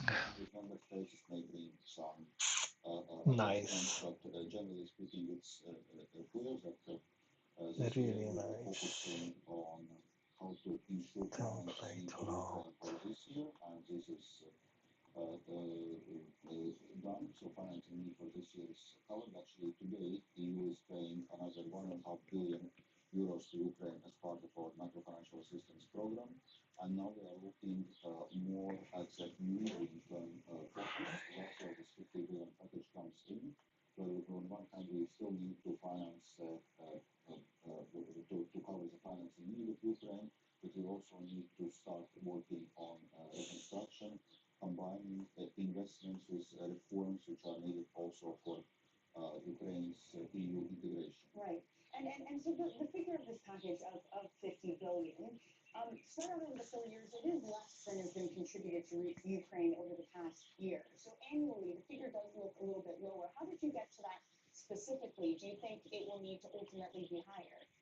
Well, first of all, of course, we expect now also other donors coming with more medium-term plans. The EU is first to come with a sizable medium-term package for Ukraine. And on one hand, we expect support also from other donors. On the other hand, we also need to work on the absorption capacity and capacity to use this money I'll be back. how quickly it can I be got the scalp to buy. deployed, because on one hand, reconstruction need is huge, but on the other hand, there are obviously capacity limits on how much simultaneously can be reconstructed. And on the topic of using the money, what steps need to be taken to make sure that it's not misused, to tackle any concerns about corruption? First of all, Ukraine will need to prepare medium-term Ukraine reconstruction plan. After approval of this plan, There is a scalp to sell as well. available for Ukraine as it advances with implementation of the plan. And clearly, we are also proposing a strong audit and control system to make sure that this money indeed is put for good use. And it's interesting because part of what you've done here is you really do strengthen the financial links between member states of the EU and Ukraine. Will this help Ukraine's process in joining the EU? Well, certainly, as I was saying, we see also this financial package linked with. But it's more for sale because we got the Ukraine would need to clearly do lots of investments, but also implement reforms which are linked to the EU. scalping line And red. how do you see that process going? Where do we stand on it currently? So currently, just now, European Commission provided so-called oral update on how Ukraine is proceeding with implementation of conditions set for VIX start dropping. country status. And all in all, progress is good, and there is substantial effort which Ukrainian government is putting into this despite very difficult war situation. But then we are going to have a report, enlargement reports for all EU candidate countries in October. And I would say that's the moment when we really discuss next steps for Ukraine's EU integration. So it's certainly been a busy week. The EU also proposed a new economic security strategy earlier this week too, on things like controlling outbound investment and exports. Do you expect pushback from member states? First of all, as regards export controls, we already have export controls regulation in place concerning notably dual-use items, and this outbound investment is in a sense linked with it. So if there are export controls to make sure that sensitive goods, dual-use goods, do not end up in hands of malign actors, we also need to look whether the same is not achieved then through investing in those countries and transferring technology, know-how, and so on. So it's closely linked. But clearly, this will require further discussions with member states. So that's why we propose that we are setting up a expert group together with member states to work on these issues. So does that mean there has been pushback then? I think we require more discussion because this is a new area, as I was saying, in terms of export controls. It's also relatively new EU level regulation which we are currently applying on outbound investment. Currently, we do not have any mechanism in place. So this requires discussions, and we are going to have those discussions with member states, with different stakeholders, including business community, with a view of them coming with an initiative by the end of the year. What do you say to Chinese officials then who say, look, if they're speaking specifically about Germany when they said this, but in terms of de-risking and trying to move away from China, it should be left up to businesses, not government. What do you say to that? First of all, when we are proposing any initiative or any legislation, we do it in Come on, yes. not specifically referring to one or another country. And second, what we are going to put forward also is with respect of international rules-based framework, for example, our WTO obligations. Break that structure. It's clear that in the EU we should continue to build on our strengths of being open economy, of being a trading superpower, but at the same time there are certain economic security concerns which we need to address in a more conflictual global geopolitical environment. Well, we've seen certain measures like that from the U.S. invoke the ire of China. Are you concerned that this might end up doing the same? As I was mentioning, that when we are going to prepare proposals, we are going to do this in a way that respects international rules. Okay, Albus, thank you so much for joining today. Stopping by during the Ukrainian Reconstruction Conference. That is Valdis Dombrovskis, Executive Vice President of Economy and Trade for the European Commission, in what is a very crucial time for the European Union. And we're also going to be speaking to the Ukrainian Prime Minister from the Ukraine Recovery Conference in London. Okay, the trend line. But first, coming up on the show, Christian Savings says Deutsche Bank's business strategy is paying off. We're going to have that exclusive interview next. This is Bloomberg.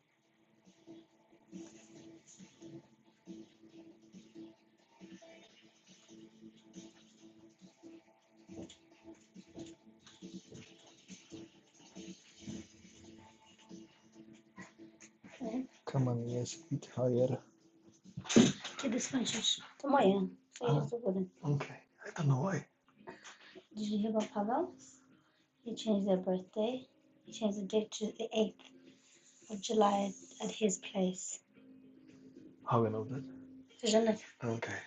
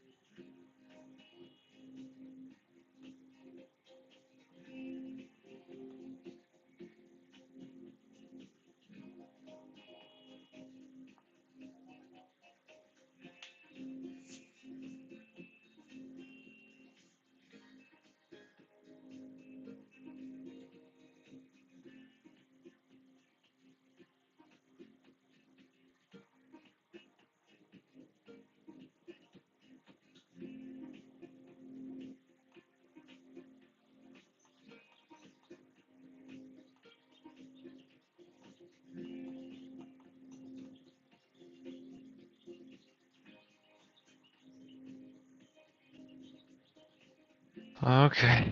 So this is the deciding move. Yeah, because like we back to the view up, S&P is at the level actually of the resistance on a trend line, and yeah, the quite big resistance which I got here. And I really hated that. They couldn't push it harder. Well, surge is starting. Surge should start after we break it, so we continue the move, not to break it. And now VWAP is under the extensions from the session VWAP. Okay, oh yes, the search that long time ago. Now it's reversal of the search. We are above the view up, below the stop trail. The same, the freaking stop trail is here. We see a Q2, to be honest, Q2 2023 from a revenue point of view, which is higher than Q2 2022. So overall, I would say this bank is faring well. The strategy is paying off. With regard to the investment bank, we always said that we had a record year. We had an extraordinarily strong year in the FIC business in 2022. I still think that actually in Q1 and Q2 we've done well. Very high.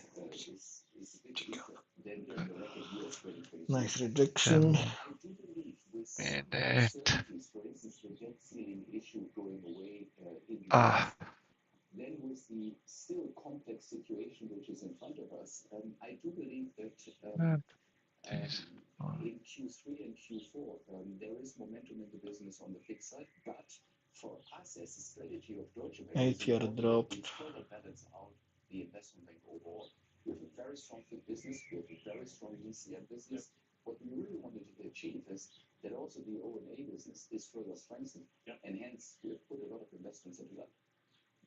So just to wrap this part of the conversation up, it's going to be an operating environment for the FIC business that is likely to be less good than last year. Q2 may or may not be a blip. We'll see, it will be like a huge rejection or VIX just changed green a few candles ago. That's what I would say for the coming months and start dropping. Dollar, if will dollar start to go up, maybe this will be helpful for us. We can already see also now in June on the most recent days that there is momentum in the business. So I'm overall actually quite comfortable also with the FIG business. And again, okay, the search for ES is finishing. The FIG business And Q is finished. I think there is a slight recovery.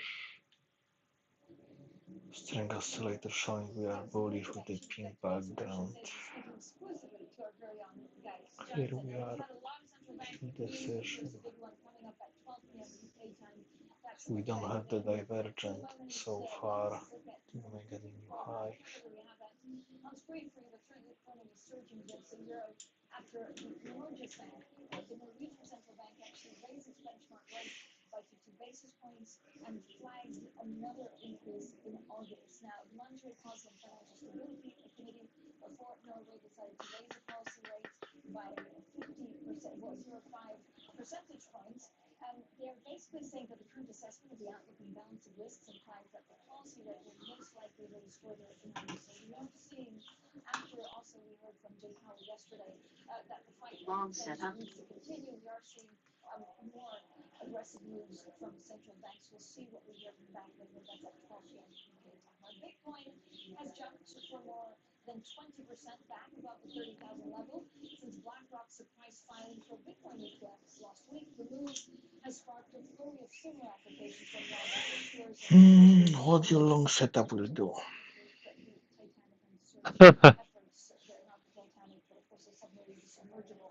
We just had a short setup on the previous bar, actually. But I didn't heard that, so this not counting. Okay. Actually, I'm gonna turn off the Alert for this lady. Where are you, alerts?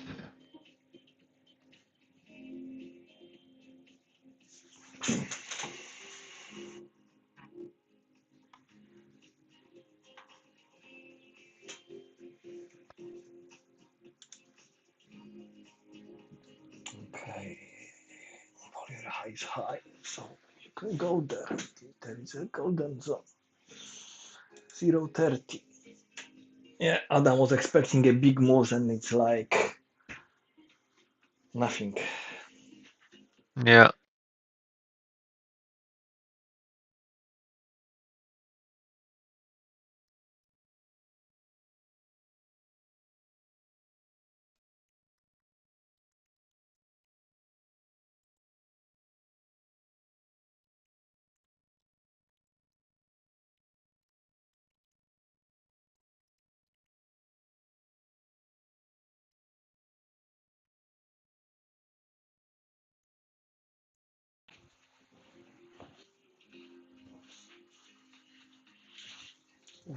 At least oil got the reaction as I expecting. Maybe I'll close some of it.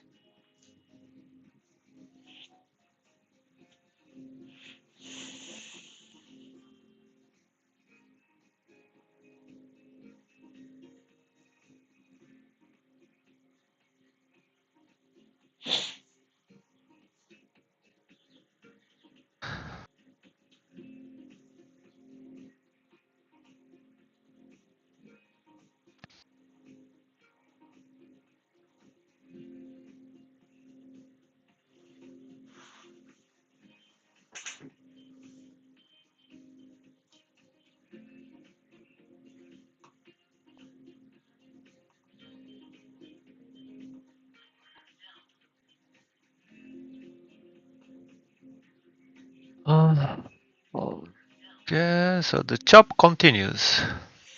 Mm-hmm.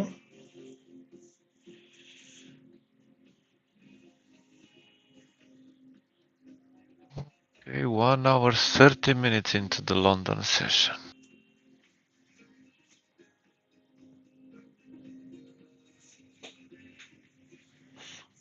Ooh la la, I am in a lovely shot on oil.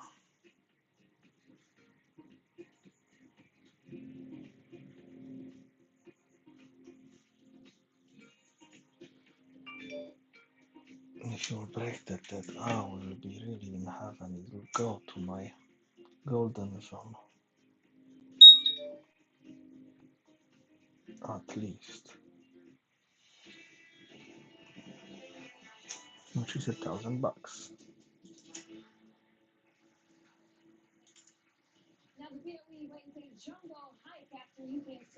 Ah, this is why you struggle here.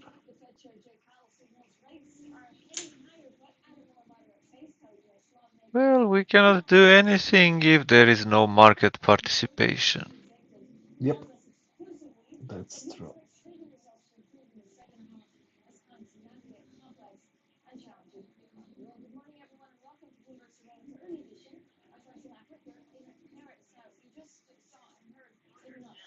Take it down on oil and just fly down.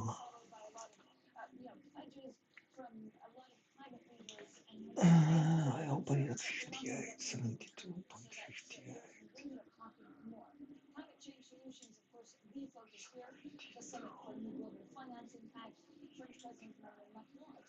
Amazing country.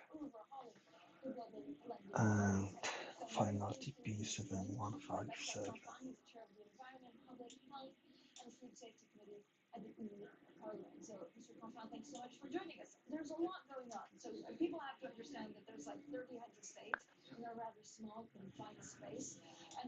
Okay, $1, it's okay. I am very nice and green, very green, because of oil. Solidarity is trust. I mean, if we don't trust each other, the system will be broken for sure. So one example is the money we committed to share. Testing low of the day. And we failed to do it so far. The good news is that it was announced a few minutes ago. That one I can leave it. De facto, we are now Go back for to 2023 at 100 billion. yes. It's by far not enough, but you know, symbolically, politically, is what we need to get there. How success of the summit is like, you walk around, and again, there's very few media that have been invited here, so we're lucky to be part of this. You see the Saudi Crown Prince. We spoke to the Saudi economy minister. Okay. So again, gold makes some moves, but today not a lot. Is it signing, or is it again Gold talking is about going low. trying to get somewhere? Yesterday when gold was going low, S&P and Q was going low too.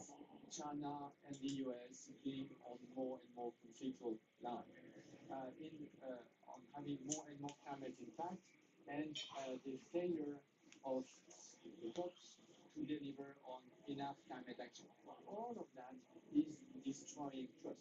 So we need to use both formal and informal fora like this one to recreate the connections and to redesign the system to be able to be at scale both for climate and for development. And that's also what President Macron said at the very beginning. If we start opposing climate action on one side and fight against poverty and development on the other, we collectively for sure fail.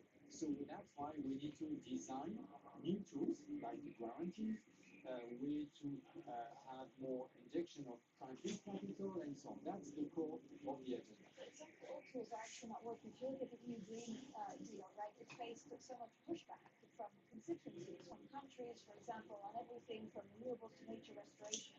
So how severe, first of all, are these challenges, and do you think they'll be overcome?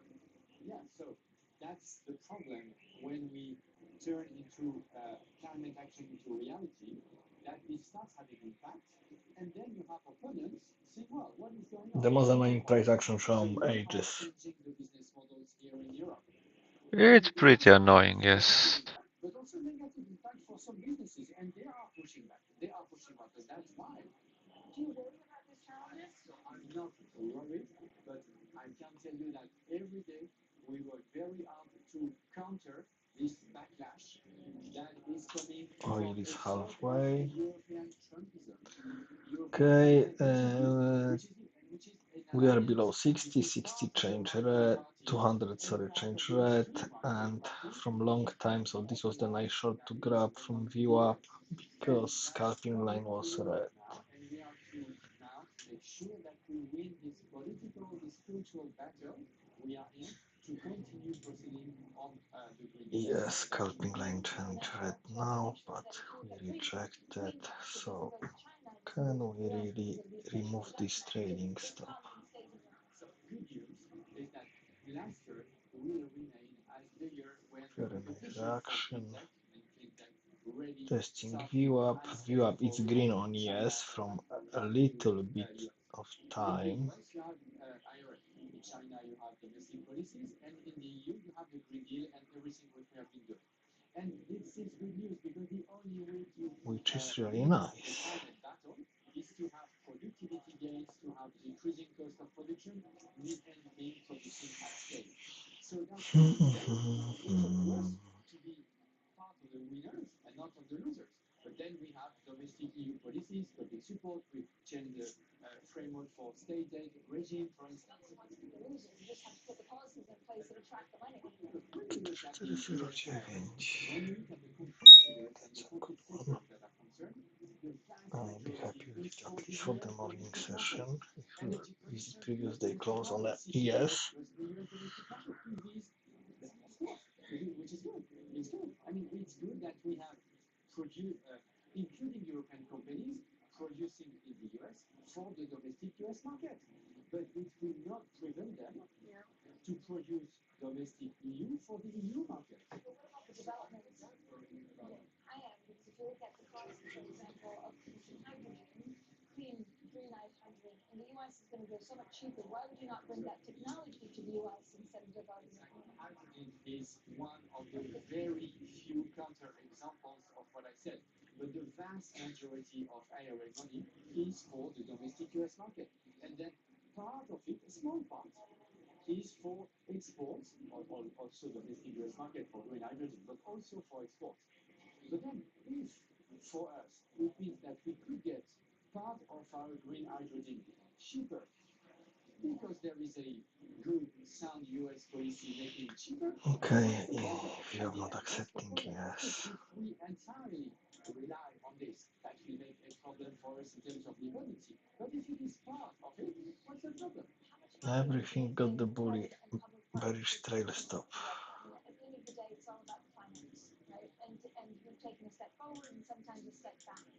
How much money does Europe need?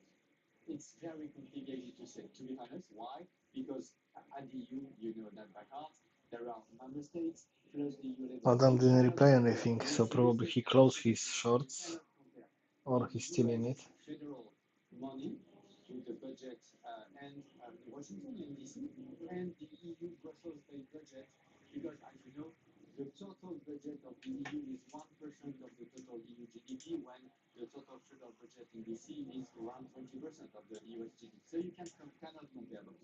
But if you took everything on board, plus the regulations that force, that drive, incentivize private investments, I don't think that we are lagging behind. And if I take the French case, I met a couple of days the ministers in charge of it, and he told me there is no a single project, not a single project, that was about to be invested in France that is not invested anymore because of IRA. Because actually what the companies are doing is precisely to locate investments in the US, mainly for the US market and for the EU market domestically in the EU. Are governments less likely to put money behind this because there's a huge cost of living crisis, inflation is a real problem, and so central bank interest rates are also changing? When we talk about inflation, what kind of inflation are we mainly talking Okay, about? dollar wake We're up. talking about fossil inflation. Inflation coming from a fossil crisis energy. So it came from Russia, and then it spread all over the value chain. But it is the main driver behind what we see as inflation last year is the fossil fuel crisis from obviously the invasion of Ukraine by Russia. Then there is another risk, which is what we call greenflation, meaning that the cost related to transition. But it is more medium term, because what we are facing now, it's not about greenflation, it's fossil inflation. So let's just get back to reality and then fighting this fossil inflation. And the best way to fight this fossil inflation is precisely to be less dependent on fossil fuel. He is, of course, the chairman of the Environment, Public Health and Food Safety Committee at the EU Parliament. There, a robust conversation also about the Inflation Reduction Act. Now, coming up ahead, Firecracker. Gary Davis D'Souza, live from Paris, about the economic outlook for one of Africa's biggest oil exporters. And then a little bit later on, we also speak to the French finance minister, Bruno Le Maire. Stay with us, and this is Bloomberg.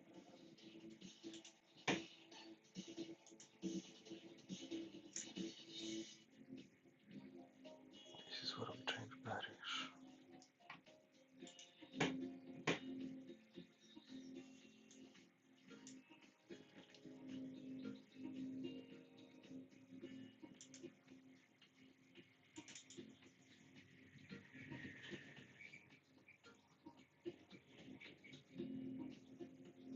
This is why it didn't want to go. Close it nicely. So value yellow. It's there, 50. And my TP 56.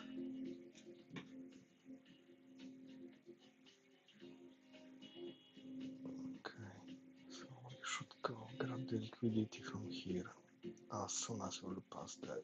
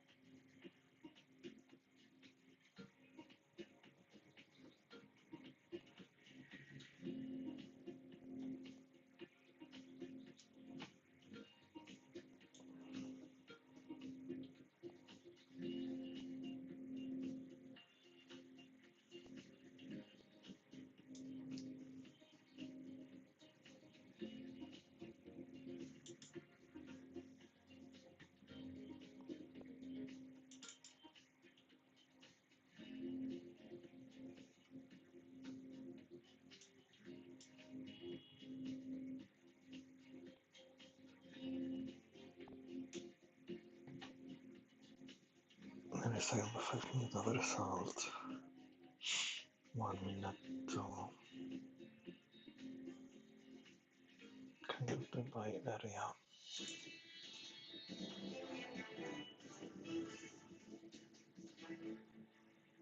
There is a need to increase the investment in clean energy in the emerging world, in Asia, Latin America, and Africa. And it is the reason we came here with a plan to President Macron and the other leaders how we can accelerate the clean energy investment in developing countries. Well, that was Mike Cabrillo, Executive Director of the IAA, investment needs for clean energy in emerging markets.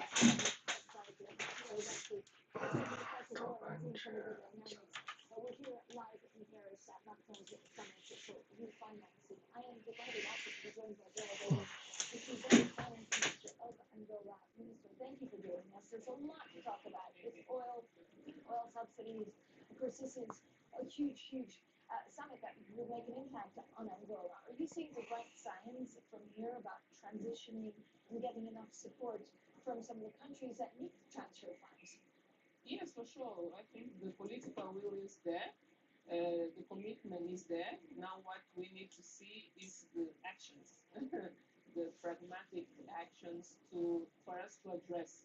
Will we get action? Are you confident that we'll get money, we'll get things signed, or is it just I'm a positive person, and I will put a lot of effort on that and keep working and putting pressure on the right institutions, on the right people. President Macron is also in the same mood of putting pressure, and we expect, based on that, we will see some actions coming. Who do you think is leading? So we also have the Prime Minister of China. This was a huge deal, right, for Emmanuel Macron to try and get him here. Can China play a defining role and a big difference? I think we need to look at it as like a whole effort. It's not possible to rely only at one, two, or three partners. We need to come together, and only coming together is possible to address a challenge such big as climate change, the debt distress, needs on liquidity, and also development. All this together, it's a hard task, and so we need to move together to address it. Minister, when you look at some of the measures put in place to decrease poverty in your country, what will work the best, and what does that mean for future growth in terms of GDP this year and next? We are acting in the short term and with some structural movements. Short term, we are putting in place some mitigation measures with World Bank support, cash transfer program. We are moving an employment fund. We are establishing one that will start the basis to put to address the capacity building and to build on the entrepreneurship of our youth, and at the same time reducing some subsidies that need to be reduced, gaining fiscal space, and based on that, do the investment that is needed on infrastructures, on health, education, Small search, even smaller research. The bulls are dying. Agriculture, fisheries, tourism, and with that, jobs creation, fiscal revenues grow. So, just on the fuel subsidies that you've had to pull back, what kind of impact will that have on inflation? Well, we are seeing the first signs, impact, but we expect after this with monetary policy that one side, central bank, and also some measures to see what is happening at the distribution and commerce, some speculation as well. Moving on that two directions, we will see after some time coming back to the downward trend tendency. Do you worry about Central and West because of these fuel subsidies being taken away? We are working hard on the mitigation measures. We increased the monthly amount of money for the poor family, especially on the rural areas. We commit more money to our program, cash transfer program. We designed a prepaid card to address the costs of transport, especially for people that use taxis and motor taxis. We have big vans and also motors that address the lack of buses and metro and those kind of solutions. So we are getting a prepaid for these transports just to make sure that we protect the final consumers. And we are also establishing that fund, the employment fund, and we hope with that we will somehow mitigate the impact of that movement that we started. In terms of growth prospects, have you revised upwards or downwards some of your estimates for this year? Yes, we are following closely the growing sector. About the non-oil sector, we're still very positive, and we think that it will perform as we were expecting. But the oil sector, we are seeing some downward trend gradually on the oil production, and we need to keep moving, to keep looking to see how the impact will be at the overall GDP performance. We still confident on the 3% growth this year, but let's see in the next months how the oil production will perform, and to prepare scenarios based on the fact if we see the reflection of that downwards of oil production in our growth. And in terms of financing, do you need to issue euro bonds? Is it something that you'd be interested in doing? For now, no. We will continue monitoring the markets, the conditions, the risk perception, and we will step in only when we understand that doing it, we will not put ourselves in a worse position in terms of debt servicing. Do you think at the moment it's hard? There's just not enough demand? Or what's going on? If the interest rate that the market will ask us to pay is too high for us to address. So we will continue to follow, do our internal home, some housekeeping, and just when we understand that the markets are fine enough for us, we will step in. Thanks so much, as always, for joining us. That was Gerald Davis de Suzani, Angolan finance minister. Now, coming up, the Fed Chair, Jay Powell, of course, was talking yesterday, and he signaled rates are heading higher, but at a more moderate pace. So he told the U.S. lawmakers 2 more hikes this year is a pretty good bet. We'll hear how the markets have worked their pricing in next. This is Bloomberg.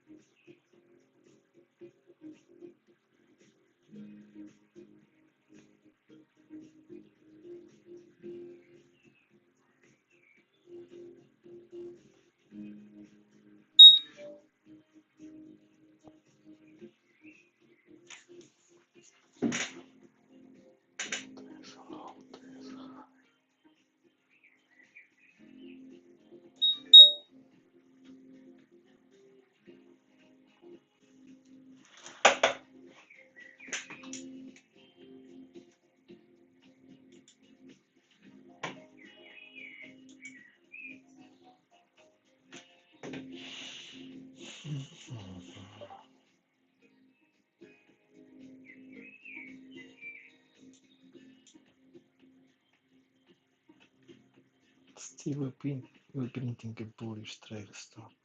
Sorry, bearish. It's nice. Bullish, it's gone.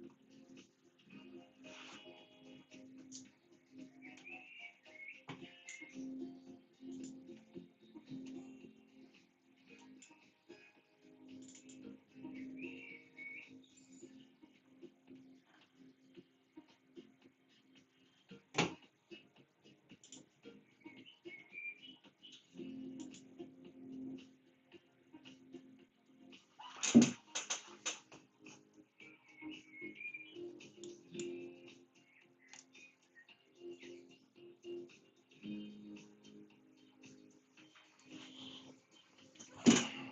gram the liquidity.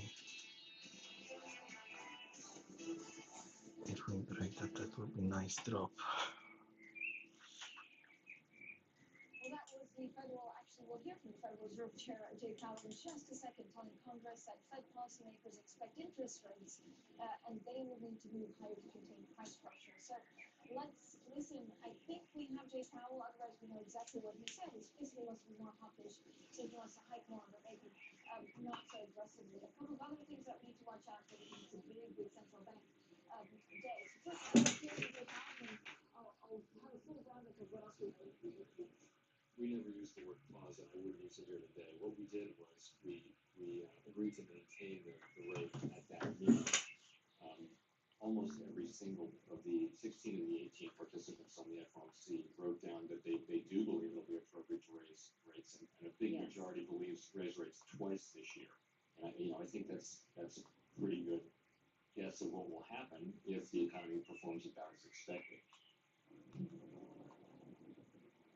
Well, how to put it, the central banks across the world have changed the animal spirits of markets. They're really wielding more rate increases and talking about really having to fight inflation maybe for longer. Then the other one that really surprised today is no central bank lifting its key deposit rates by 50 basis points to 3.75%. We also have a really smaller increase, but saying they will keep on fighting, of course, inflation. Then the big one, the BOE. What's priced in? I think there was a huge repricing, 40% of markets now expecting a 50 basis point increase. This is a vote by committee, so we'll see how they vote at 12 p.m. UK time, and then we'll see forward bets and how that changes the markets. I think a lot of market participants have interest rates in the UK at 6% by year end. Now let's return here to Paris. President Macron summon on global finance and bring in our climate reporter Akshat Rat, who understands the nuts and bolts of what could be announced. Actually, I don't know whether this will, good morning, first of all, I don't know whether this will actually yield anything concrete, or whether this is a feel-good summit for Emmanuel Macron and the people here. Well, to understand it, it's really complex, and I do not fully understand it. But what we do know is that without making many of the changes that are being talked about today, there is going to be no way to meet climate goals. And all the leaders who come here appreciate that. We had a climate activist sit in front of Mohammed bin Salman from Saudi Arabia. She's telling him to stop digging up oil. It's a complicated situation, but these conversations are happening. And what we will get at the end will be a statement which will say we support A, B, C, D, and all the names will arrive have a place. Support doesn't mean that we have the Bretton Woods agreement, or does it? No, because this is not the forum for it. So the place where the change will happen will be at the annual meetings where the shareholders will vote. But getting them agreed upon what those changes will be requires time, and this summit is mainly to get that consensus going. Yes, we have consensus. I mean, it's still quite impressive. You're saying, there's a Saudi crown prince, there's President Liu, there's a president of Nigeria, so really big hitters, and the premier of China. I mean, we haven't seen Janet Yellen together with a high-ranking Chinese official to talk about these issues and say them for a long time. Akshat, thanks so much, as always, Akshat Rati. Now, we'll have plenty more, of course, from the summits throughout the day. A little bit later on, in about 40 minutes or so, we'll also be speaking to the French finance minister, Bruno Le Maire, who's one of the hosts, of course, of this event, and we'll track any progress when it comes to tackling finance and climate change. This is Bloomberg.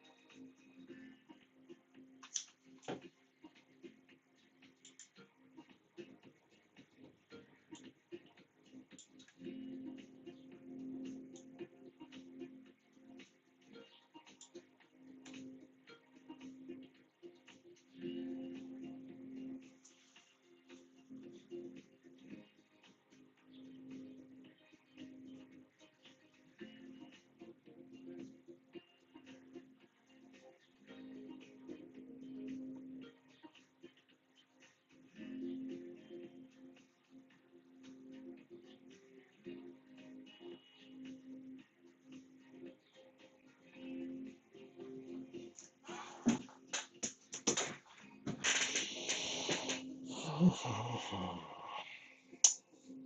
big exchange to red.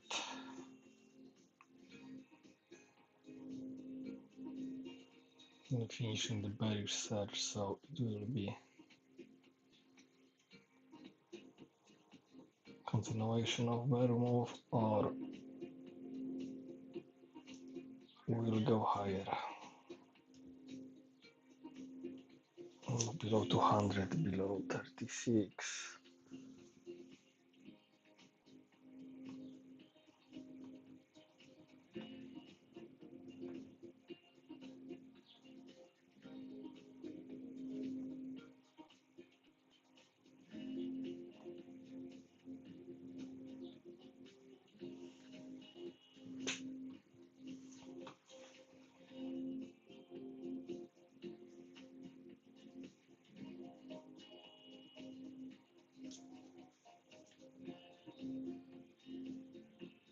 So I had from my trade as much as 21 points. No, sorry, 33.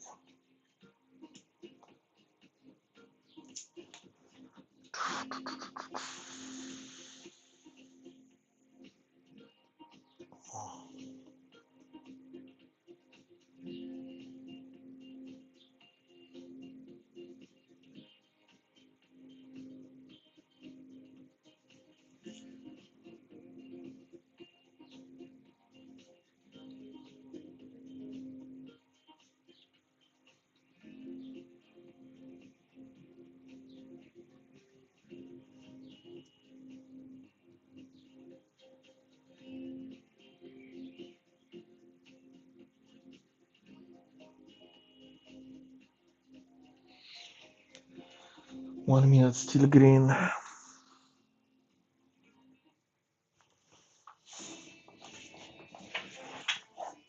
This is Bloomberg Surveillance Early Edition with Danny Berger and Pretty Gupta. Okay, I will go grab some coffee. I will be back shortly. Actually, I will close the YouTube. So see you guys tomorrow on YouTube, and I will stay on the Discord.